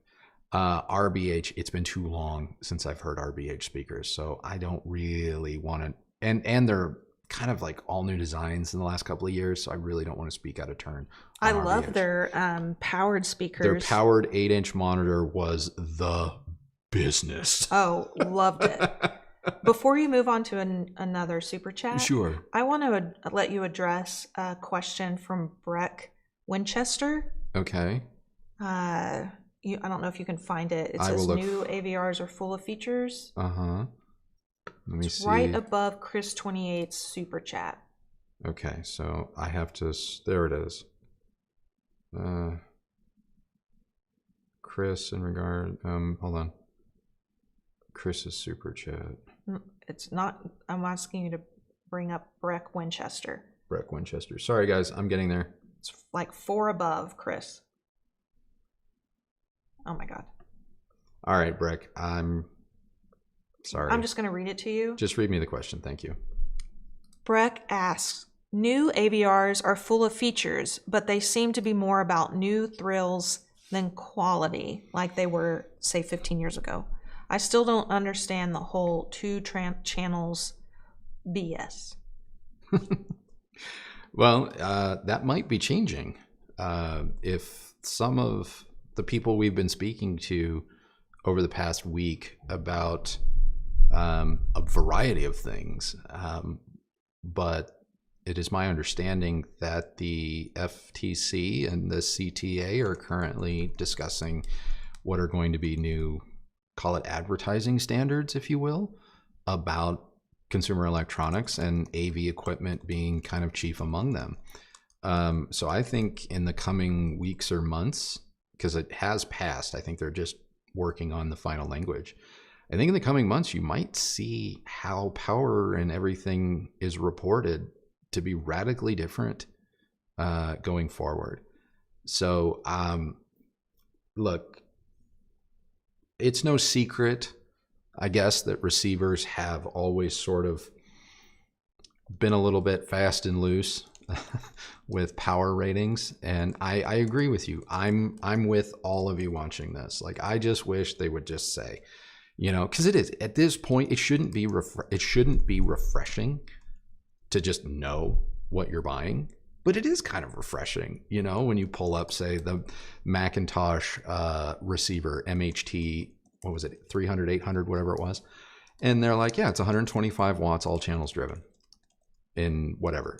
It might have been 150. Don't quote me, but they're very clear. It's like, it's this much times 7, or this much times however many channels. Emotiva, it's this much times 5. It's this much times 7. It's this much times whatever. NAD, blah, blah, blah. Same old, same. It's really refreshing. It is. But some of these companies that don't do that, they're also not necessarily lying to you. They're doing what the law at present requires them to do, and it is leaps and bounds better than what it used to be in the 70s and 80s, where you could basically just say whatever you wanted. But I agree. I hope we get to a point where it's just like I think I said in my Marantz or Denon review, where it's just like, just put it in the box, and we can extend that to just put it on the label.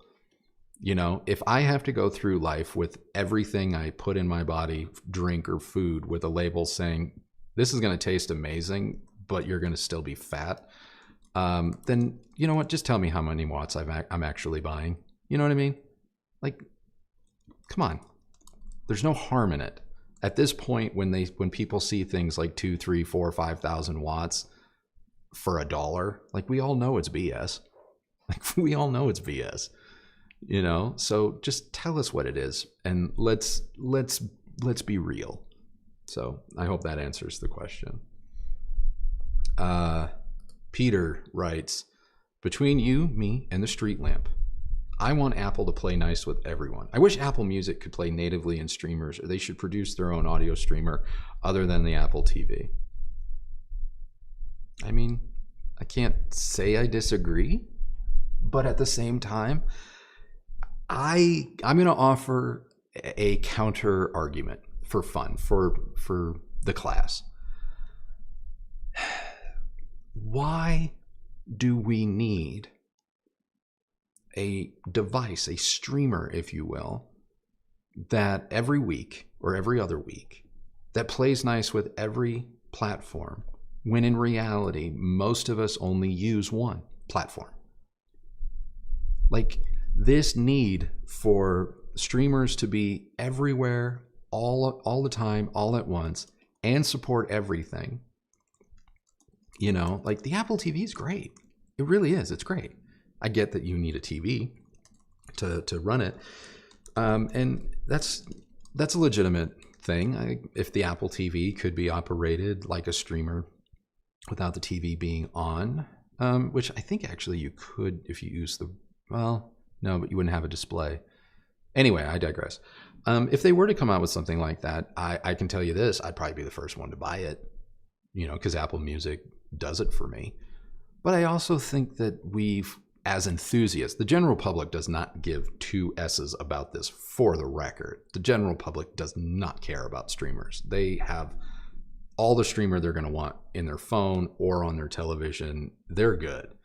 This is a niche on niche on niche problem. But I also think that we need to take a step back from streamers a little bit and just chill.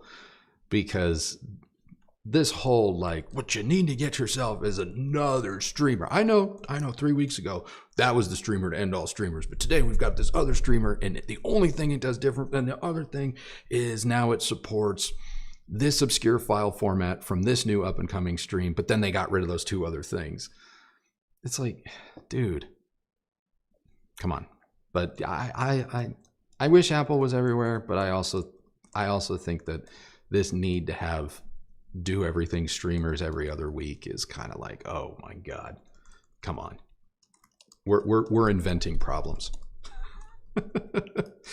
Fuzz throwing some money at Andrew for his sultry voice, stylish hair, and glasses. Well, thank you. Thank you. Wirehead wrote, so you can set up a graph and cheat it, but you don't know how to set up the sound bar. I didn't even think about it that way. I actually, good on you, Wirehead. That never actually crossed my mind as a counter argument. You win. You win, man. You win. We could have just led with that, and you wouldn't have had to go on for so long. I know. You win, Wire. Oh, Wirehead, man. Where were you earlier? Oh, yeah. Should have just played me off like the Gong shows. All right. Speaking of the dragon, haha, just kidding. Thank you, Vadim. What are y'all's go-to cocktails, favorites you've recently discovered? Love the stream. Love you guys and most of the audience here. Oh, Vadim, we love you too. You know, lately I've been going back to, well, we ate at a restaurant. I don't know if this chain is nationwide. Oh, yeah, I don't know. I don't think the sushi place? The sushi place. Yeah. I don't think it's nationwide, but they had a drink. Well, what is my drink? It's oh my God, you're terrible at this. Yeah. Okay, so they have a drink that is a variation on an old fashioned, and they use black tea, and I think condensed milk, and some other things, along with like what you would typically make use to make an old fashioned. Yeah. And it's pretty delicious. Pretty delicious. Oh. It's one of the best drinks, I think. Yeah, it's take me straight to a meeting kind of good. I'm not sure what that's supposed to mean, but I have to be careful around. Oh, you mean like an AA meeting? Oh, I have to be careful around that kind of drink, not making light of disease like that because I am afflicted. But yeah, that drink is good. But I've been playing around with variations of sidecar martinis lately. Been mixing a lot of different things to try and create different flavors of sidecar martinis. So. Oh well, we had a stint for a minute where we were trying to recreate like a frozen drink. Oh. I was getting presented on Instagram all of these recipes for, you know, I would call them like a slushy alcoholic drink, and I'm like, oh, Andrew, this looks good. This looks great. Can you try this? You know, they were like frozen lemon drops, frozen sidecars, frozen old fashions, you name it, you know. And so he would go to Whole Foods because that's the grocery store nearest to us. It's not. It's literally. Don't. Yeah. Okay. So what? It's bougie.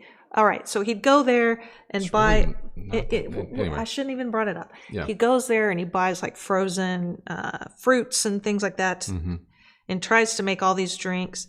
And the most important ingredient for these drinks to maintain their, slushy consistency. Xanthan gum. Yes, which is the grossest thing I've ever heard, or not heard, but tasted. Whoever invented or stumbled across through some devil science experiment, but whoever brought xanthan gum to the world, you're cruel. It is an unusual punishment that you have somehow managed to convince people works and tastes fine. You're not going to notice it. No, you notice it. You notice it. I still remember what a glue stick tasted like when I was like 4 and just, you know. So, this whole like, oh, you know, it tasty, just put enough sugar in it. Well, no. To be fair, the first time I used it, I did too much. I'm like, hey, you know, he was just kept dumping it in there. And I was like, how much were you supposed to use? And, you know, like most men, why follow the directions or, you know, till whatever. It looks like a slushie. And so I think he probably used Probably I went full Carl, okay? I went full Carl. I used half of the frickin' container. Let's just call it what it is. We don't have to be nice. We're all family. It's fine. I used half the container, and I spackled that shit to the side of our blender. I made a drink you could chew. You could use it. You could also grouted your tile with it. Yeah. No, I made a drink you could chew. Okay, I did it. I did that. Yeah. You know, and then we finally. I backed off. We finally tried stop doing those, and for me, I'm pretty simple. I don't like anything that's too sweet or too anything. Mm-hmm. So I just use straight vodka with the Waterloo carbonated drinks that come in a can. Yeah, it's just like a vodka soda, but with a little bit of flavor. I'm pretty simple like that. Yeah, and the occasional glass of wine. That's about it. Yeah. All right, Chris, I wanted to ask about Dune. What is it, and which version do you recommend? Also, which Blu-ray player do you recommend? Wanted to ask about Dune. What is it? Which version do you recommend? Dune is a long as ass movie that when you get to the end of it, they tell you there's going to be another one. And you go, there's more? And then you start watching the second one and you go, there's going to be a third one, isn't there? And then, yeah, sure enough. It's a screensaver with trombone farts. or French horn farts from Hans Zimmer. It's a screensaver with all of the you can stand. It really is. I love Hans to death. I think he's one of the most influential cinematic composers of our time.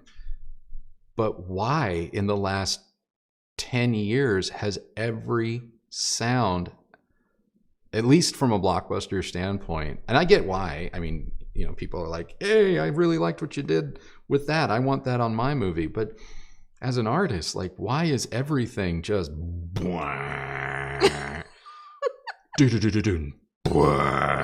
it's just like, oh my God. So yeah, if you like wide shots of sand, barely audible dialogue. Oh, and now they're making a series. Yeah.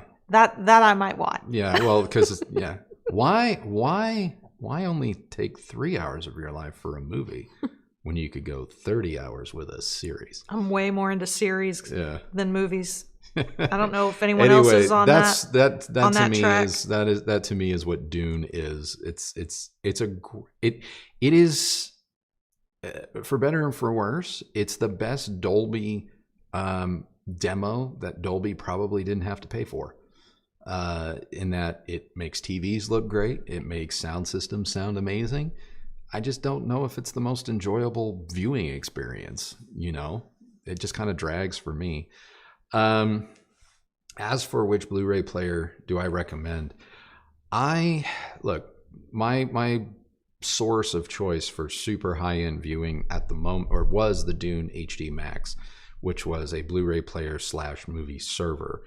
And I really relied on the movie server part because I would just do bit for bit transfers of discs that I had, and that way I could just have every disc at my disposal. The Dune has now been, well, temporarily, I don't know what is going to come of this review evaluation. I don't know, but right now my Dune HD Max is on the sidelines. Because I have been playing with Zydu UHD 8000 media server. And I think that product is great so far. It's been remarkable. I have no idea what Zydu is doing with respect to its quote release. Technically, it's for sale. I don't know how people are legitimately supposed to buy it. I've seen it on eBay, but you have to pay the customs fees and all of that nonsense, at least if you're in the US, which makes no sense because Zydu and Eversolo, basically the same company.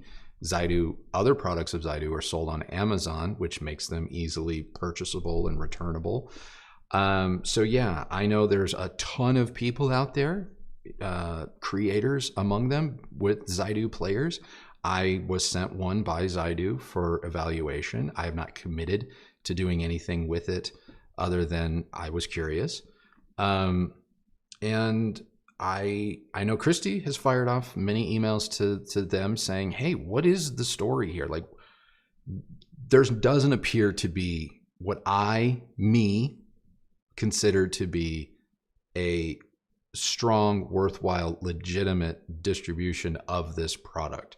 Because I do not believe that buying something, while you can buy it direct from Zydew through eBay, like the whole, you may incur customs and shipping fees and all of that. That to me is a giant like, no. Because what happens if you just don't like it, or you think you're going to like it, but it turns out you're a different kind of user? Like, getting it back to them. Well, also, I would say, speaking of the customs problem, just getting our review sample in-house was as if, we asked for a seat at the White House dinner or something. Like, it was crazy because it did have to go through customs, and the number of times Zydew asked us to call whatever the delivery company was and find out why we weren't getting the product. We're like, and Andrew did do this. He called multiple times. But at some point we were just like, we don't have time to track this product down for you. And it was being sent all over. Yeah, it got sent all over the country and the world. It took a month from the time that we were notified that it went in the mail. What's the matter? Where'd my mouse go? It's not on the table. Oh my, did it rapture itself? It's actually plugged into the wall outlet in the kitchen because you're charging it. But anyway, back to the Zydew. Woo!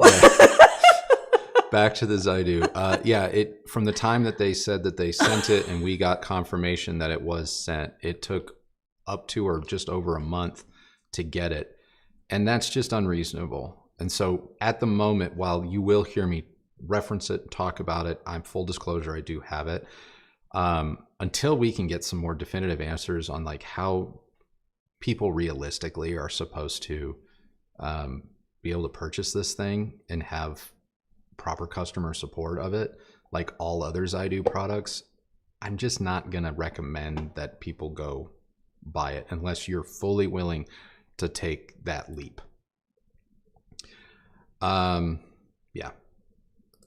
Demand, how do you feel about Macintosh amp auto transformers? I'm going to ask you, and I am sorry, but I am going to ask you to wait just a little bit longer for my review, because it is right around the corner. You will get an answer to this question right around the corner. Your reviews are why I have a Cinema 30. Well, I hope you enjoy it. I really do. I think the Cinema 30 is amazing. And yeah, I really did have a great time with it. Happy Sony HT-A9 owner here, setting up a second room, 12 by 24 for social, movies, music, games, and I want to wall mount. Budget is $5K. Do I run to the quad or recommend something else? I mean, honestly, since your budget's $5K, you're already familiar with the HT-A9. You want a wall mount and you want a better experience. So at half your budget, I would go to the quad, get an SW5 subwoofer to go with it, call it a day. I think for you, that would be a great way to go. Absolutely.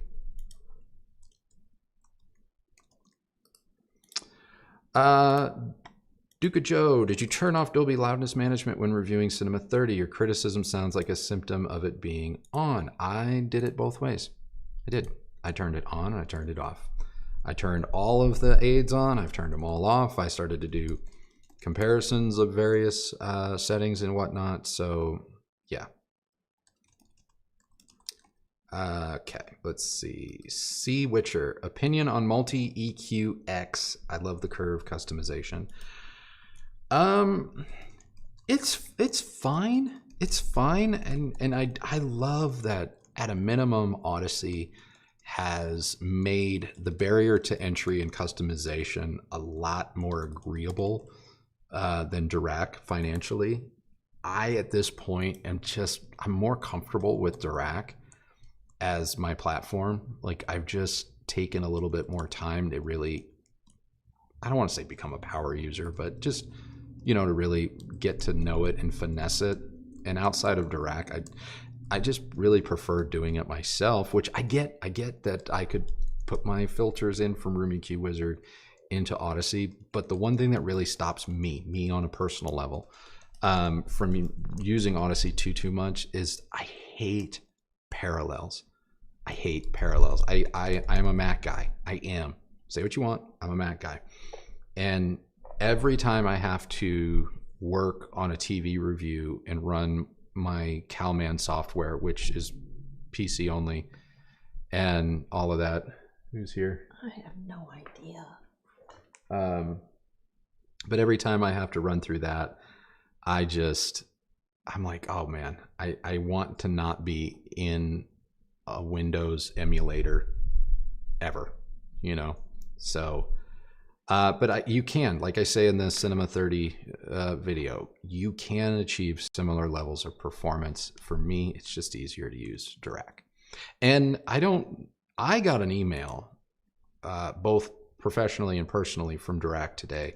I think there was some sort of announcement about prices lowering on Dirac products. So if you guys are Dirac users, you've been on the fence, you're thinking about upgrading, go to their website today. This is not sponsored or anything, but you just, Witcher, you brought it up, because I did. I got an email this morning on both my email addresses about Dirac prices changing.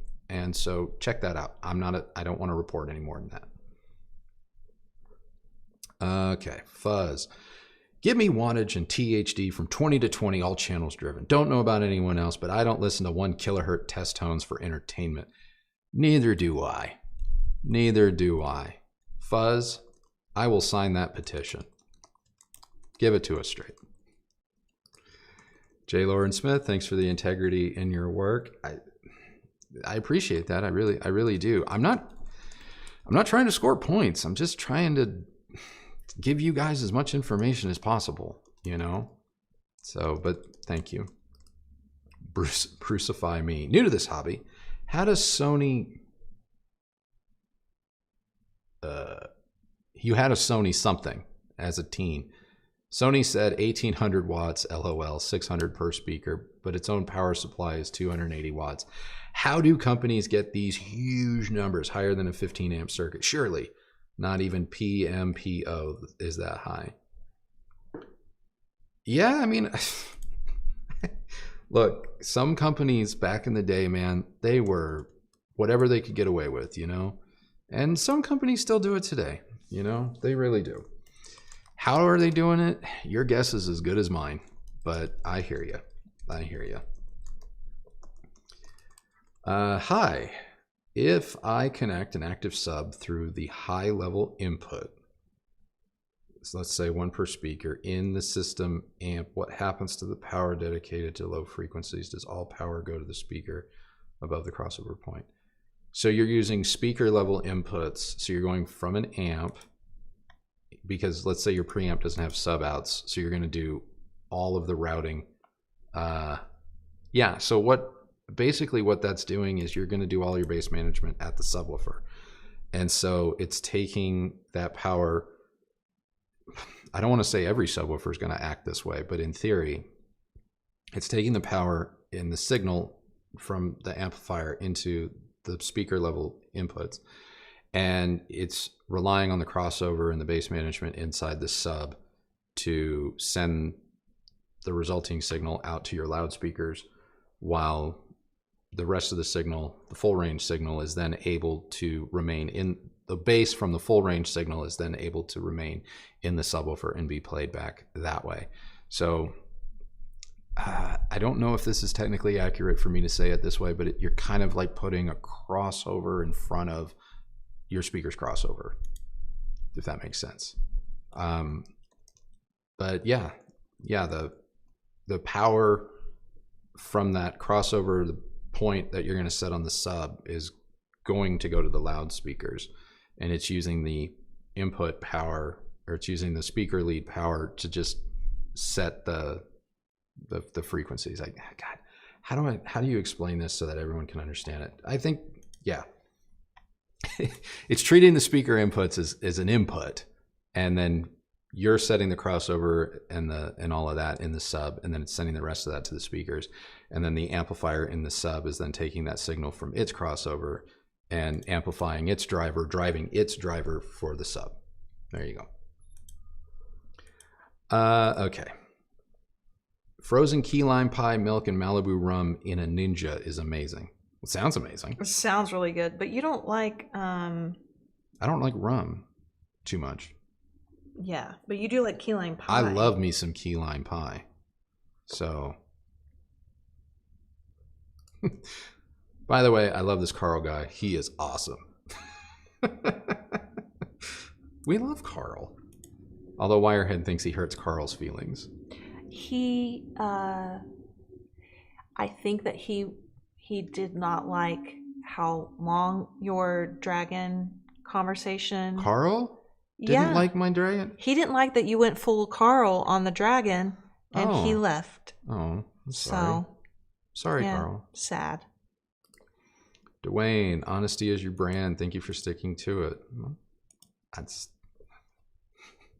Thanks. Just take the compliment. Yeah. Hey, Andrew, what's your take on matrix sound processors like the shit Sin step up from 2.1 or a way to get off the Atmos DTS Oro train? I mean, look, matrix and faux surround sound has been with us since Pro Logic, if I'm not mistaken. Maybe even... No, I think Pro Logic, because I think quad stereo was a legitimate 4-channel stereo. Not sure. Anyway, I think, faux surround sound has been with us for a minute. I love the virtual mode on the Marantz Model M1. I like virtual modes on quite a few products. So is it a step up from traditional just stereo 2.1? It can be. I mean, the Marantz virtual mode is insane. The spaciousness of that mode is absolutely crazy. And I can totally be happy watching a movie, a big blockbuster movie, in fact, in 2.1 with virtual mode through the Marantz. I love it. Is it a way to get off the Atmos DTS Oro train? I mean, that's going to depend on the individual, I think, really. There are moments where it's like, okay, I'm really happy with the virtual mode in the Marantz Model M1, but then, like the Cinema 30, we went to, the full 7.2. Whatever, and you're like, oh, okay. Okay. If that's the full Carl, the full Monty, the 100 out of 100, virtual mode gets you 70-75% of the way there, which is really impressive, but, the real thing, except no substitute. All right. Oh, no, it jumped. C. Gotti, thank you. Appreciate that. I think C. Gotti had some questions because you've seen more than one super chat, right? Yeah, I have another one from him here coming up. So, but it doesn't. There's still no question, I don't believe. No, I have a question here about Golden Ear speakers. So, okay. C. Gotti, you're like 2 away. Trevor, love the content, Andrew and Kristi. I'm building out a 14 by 19 space open on the back wall for home theater. I'm debating between 7.2.6 or a 9.2.4 setup. Do you have an opinion on what setup would be best? I don't know which one's going to be best. I will say that you're probably going to get a little bit more native mileage. What I mean by native is content mixed more definitively 4, 5, or 7 channels as opposed to 9. A 9.2.4 setup may require a little bit more relying on channels being created out of thin air, if you will, whereas 7 channels is still kind of very standard as far as bed layers are concerned. Not to say that you can't do great things with a 9.2.4 setup. You're just, like I said, you might have to rely on Dolby Atmos plus whatever little add-on they want to do. So yeah, I think either one in that space, 14 wide, 19 with open in the back. Yeah, I think me personally, I try and get away with as few speakers as I reasonably can. So I would probably go 7.2, maybe even 7.24 or 7.26 is fine, but 7.24 would probably do it for me. Your space is actually a little bit smaller than our space. And so we can do 7.2.4 in our space. I mean, technically, I suppose I could do 6, but then I'd have to bring in surrounds. So we're really set up for a maximum of 7.2.4, and that's more than enough for me. Most of the time, we're a 5.1.4, to be honest, in our room, which is 19 and change wide by 25 deep or something like that, with open on one side. As to the title of this live stream, after spending a ton of money over the last 40 years, it's the AVR that makes your ears happy. I want the RZ50, but I realize the 7100 does everything I need it to. Well, 7100 and the RZ50 are almost the same product, so I'm not surprised. I really think that Onkyo hit it out of the park with the RZ70, and now that it's at its lower price, that's a really hard AVR to beat. But if the 7100 works for you, do not look for greener grass elsewhere. You have what works for you, stick with it. All right, here we go. Sigati with Golden Ear reference 9.2.6 plus an RCAM AVR 30 is Sony 7000 ES 7.2.6 a major improvement. In Atmos, I have only 6-foot 6-inch ceilings. Ooh. I don't. If you already own the Golden Ear reference and the RCAM you're referencing, and it's all working for you and you're used to it, I would not steer you towards getting a different AVR or the 7000 ES. Like I said, if your system is functioning and working and you have a smile on your face and you're used to it, all of this, just stick with what you have. Just stick with what you have.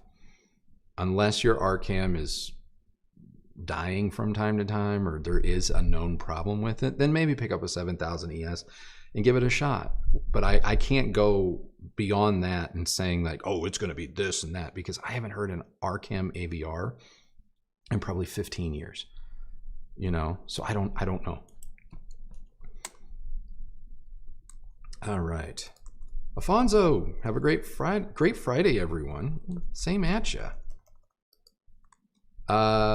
Bobak, what do you do with your other HDMI inputs when you're with a Marantz M1? I go directly into the television.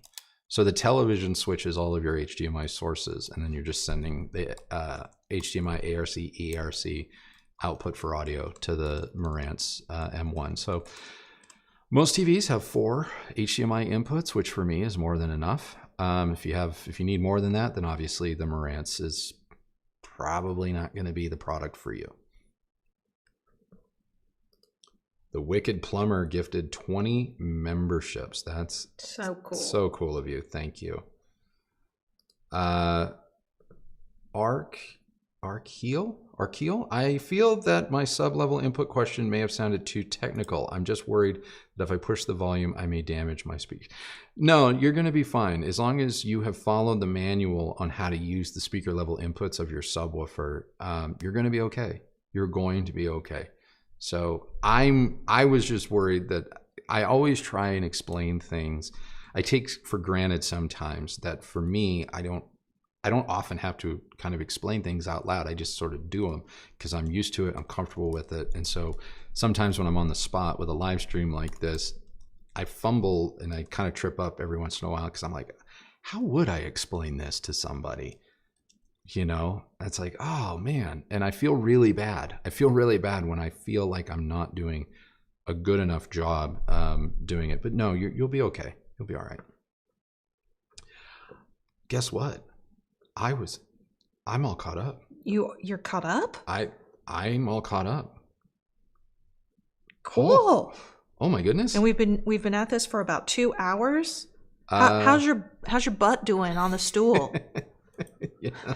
Oh, here comes one. Oh. Alrighty. I'm not quite as bad, but like I said, we haven't gone the 3 full hours yet. New York, 1988. Hi, both. I'm considering a 2-channel setup with the Marantz 40N or Roxen Atessa paired with Sonus Faber Lumina 3 or Q5040. What is the best combo?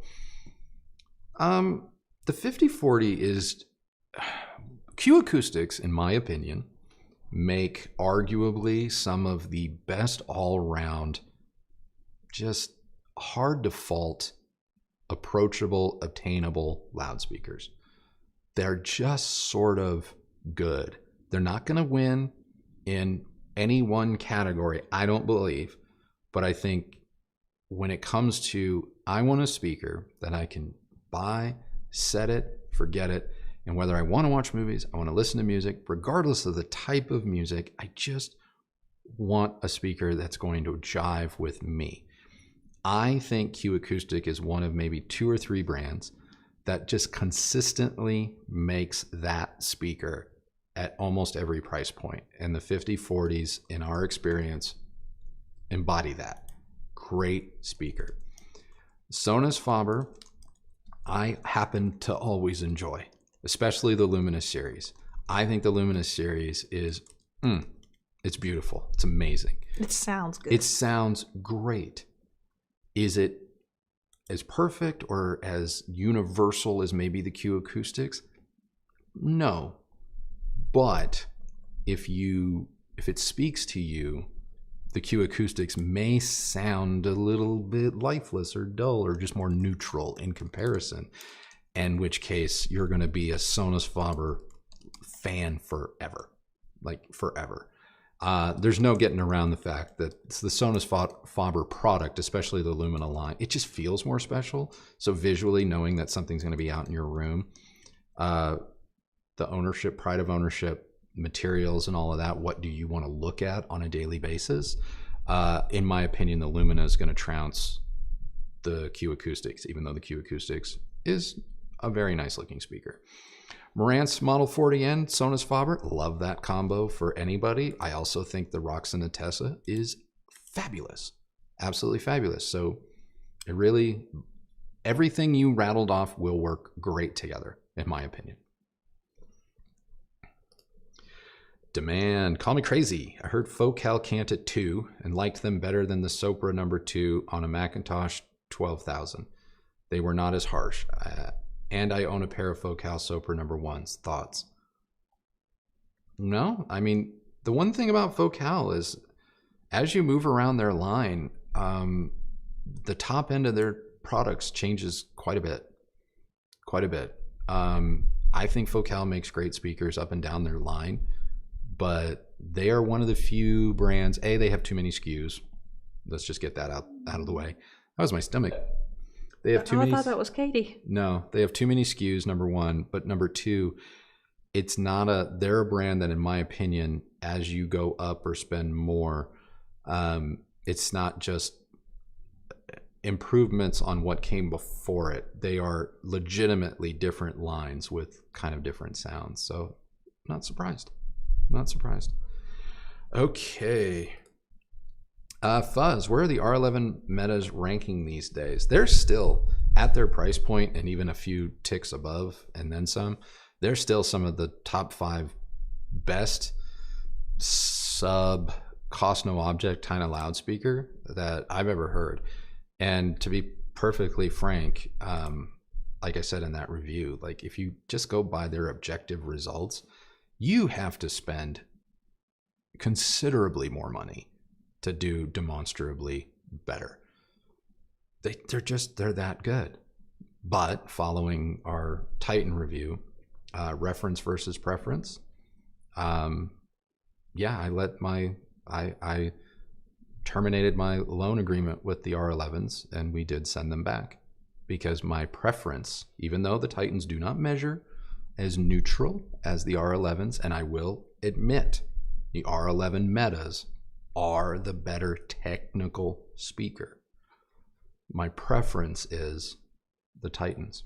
So, yeah, there you go. Did you get to D-Man's super chat yet? Call me crazy. I heard Focal. Yeah, I just answered that one. Okay. I just answered that one. Have you heard the Technics SUC 700? Is that the CD player? Because isn't the SUG 700 is the amps. amp. And there's the GX70, which is an amp. There's the G700, which is an amp. The C700, if that's the CD player, can you look that up just to double check? Because there's an all-in-one that's like a CD player amp thing. And I don't want to speak out of turn. What is it? C700? Yeah. Oh, it is an integrated amplifier.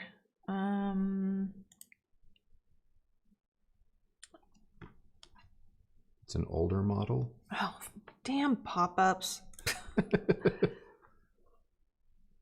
Oh, it's an older model. I don't know.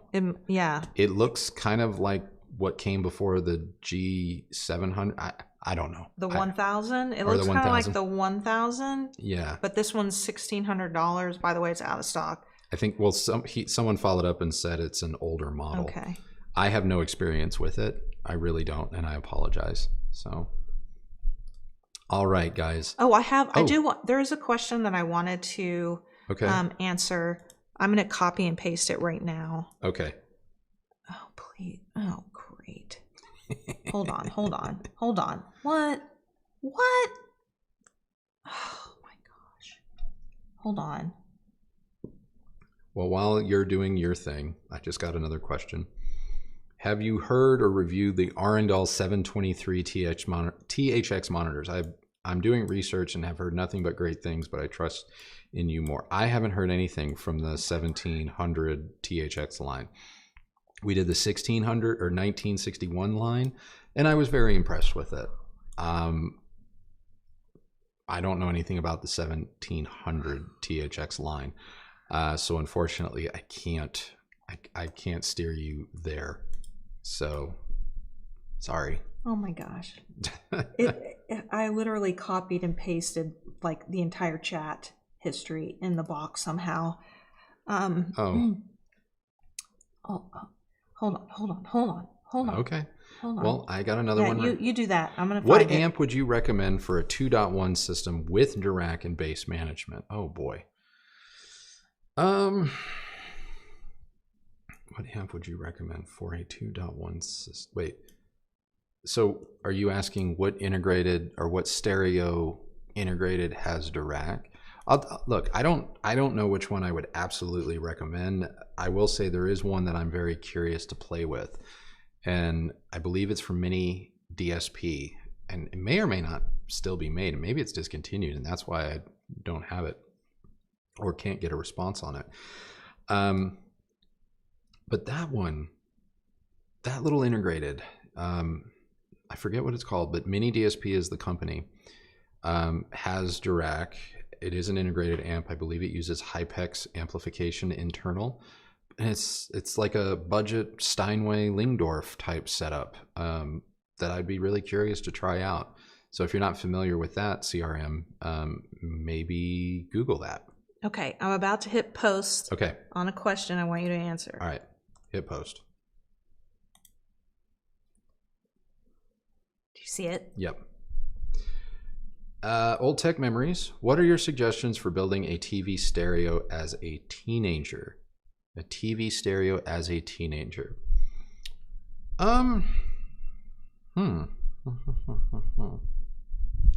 This day and age, knowing that a TV can act.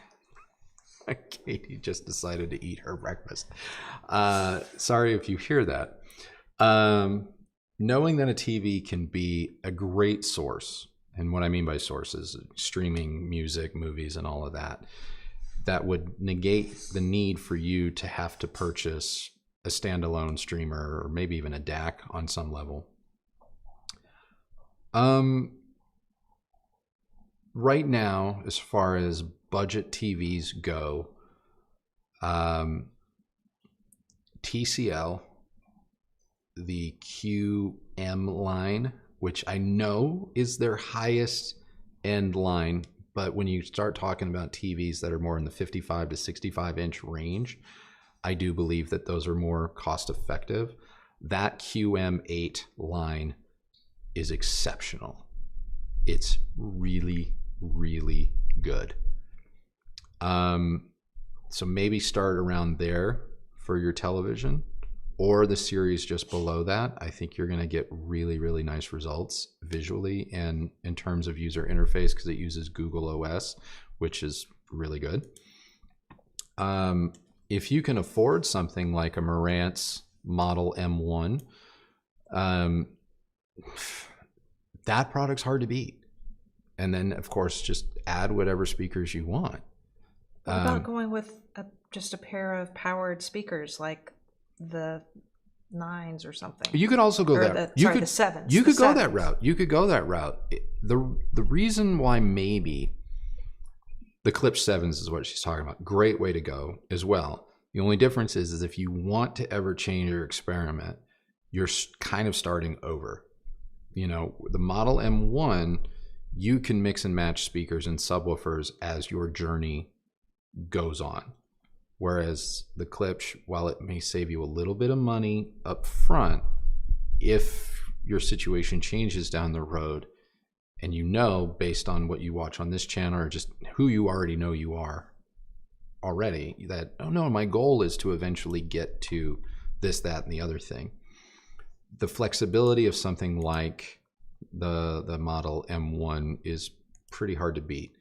And the same would be true of the Marantz Stereo 70, which I think is now cheaper than the Model M1, but is still a 2.1 receiver with multiple HDMI inputs that support 8K and 4K 120 and all of that. So that might be another thing to look into.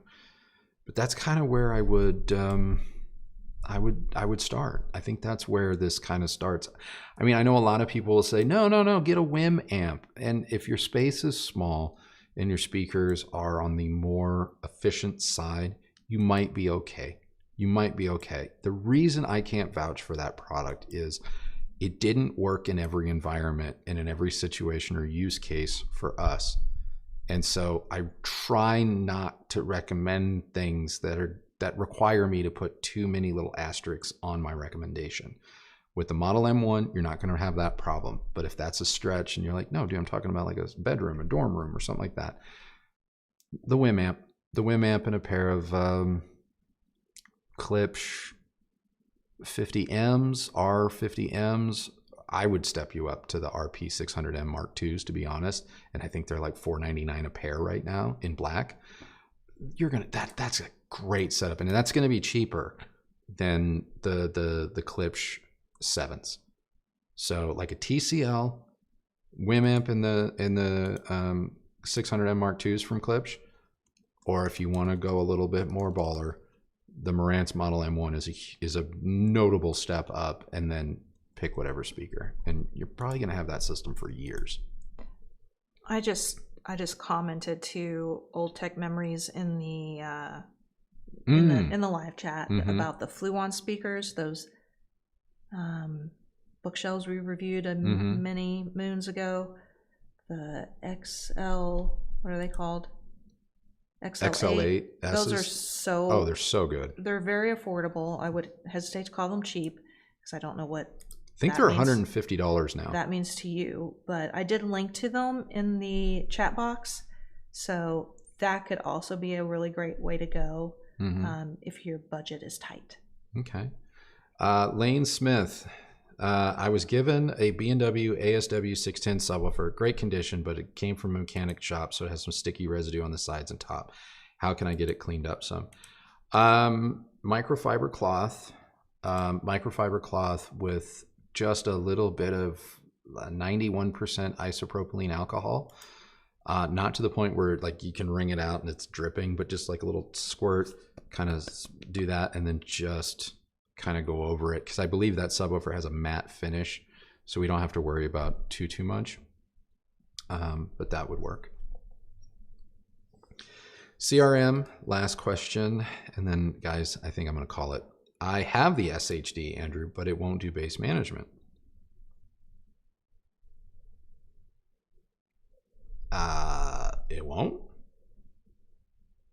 that's news to me.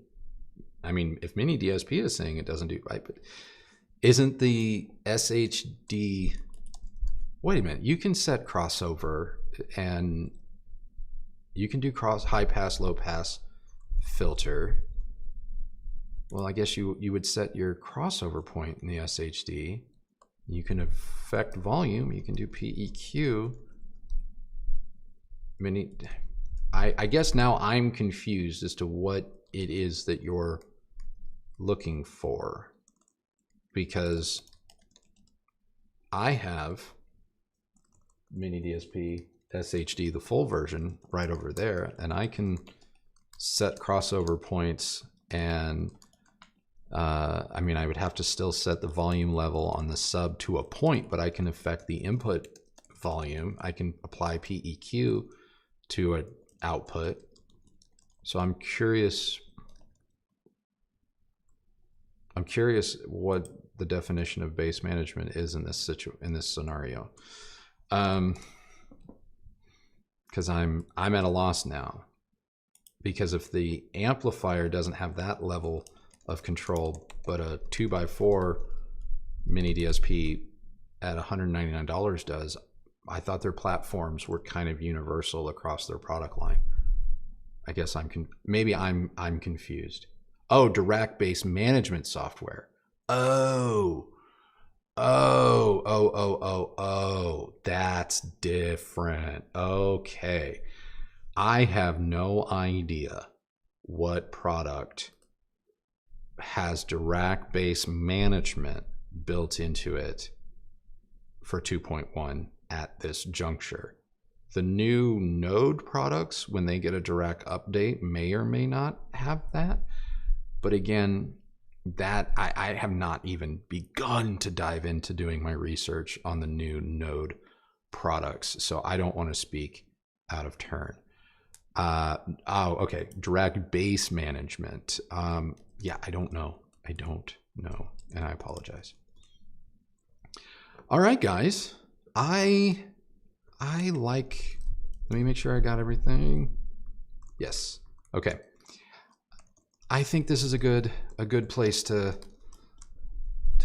call it, to say thank you so much for everything, even my long-winded talk about the product that shall not be named, because I'm done with it. So yeah, let me just hold on. Let me just make sure that we're super sincere and super cool. No, thank you guys so much for watching it. I love these. I do. I love these. Carl, I'm so glad to see you back. Really appreciate it. We love you, Carl. So yeah, thank you for tuning in. I know it's been 2 weeks of back-to-back live streams. I don't know if this is going to become the norm, to be perfectly honest. I needed a little bit of a break. This obviously saves me some editing time, because we were dealing with nonsense back there. But that, also, and the cinema, like, receivers are so hard. The Cinema for me 30, to have yeah. like anything to really say. And when I looked over the questions on the Cinema 30 review, there wasn't, anything that really stood out as this needs a whole unplugged session. Yeah.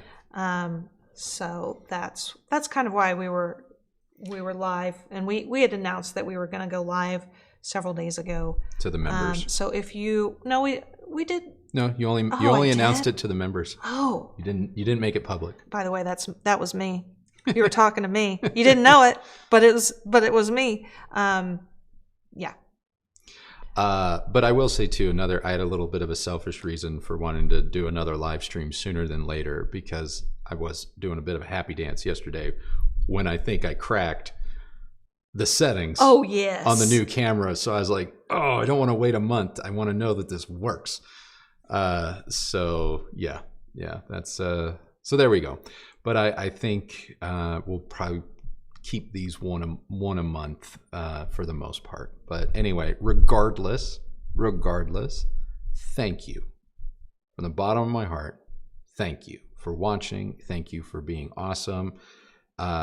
Just thank you. I really appreciate it. And thank you for letting me get a couple of things off my chest, and for understanding and for listening. And thank you for being supportive. So I appreciate that. I want you guys to all have a great rest of your Friday. Have a great weekend. We do have a video on Sunday, brand new one, that I think will help a lot of you. And so I'm looking forward to it. So until Carl's then, not going to like it. No, he will. Oh, he will? Carl will like it. Because this is the Carl of this type of product. You hear that, Carl?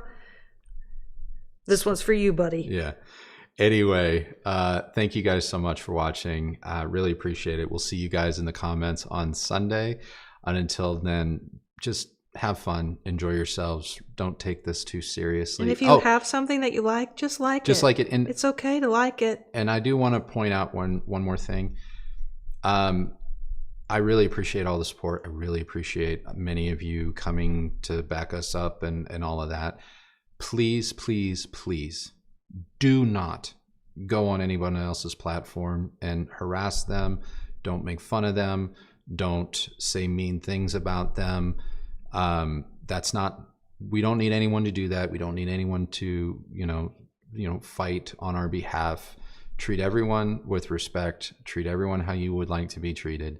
And everything's going to work itself out. So please don't do anything that your grandmother wouldn't approve of on our behalf. So I just want to throw that out there. Thank you guys again, and we'll see you Sunday. So that's it for me. Bye. Take care. Take care.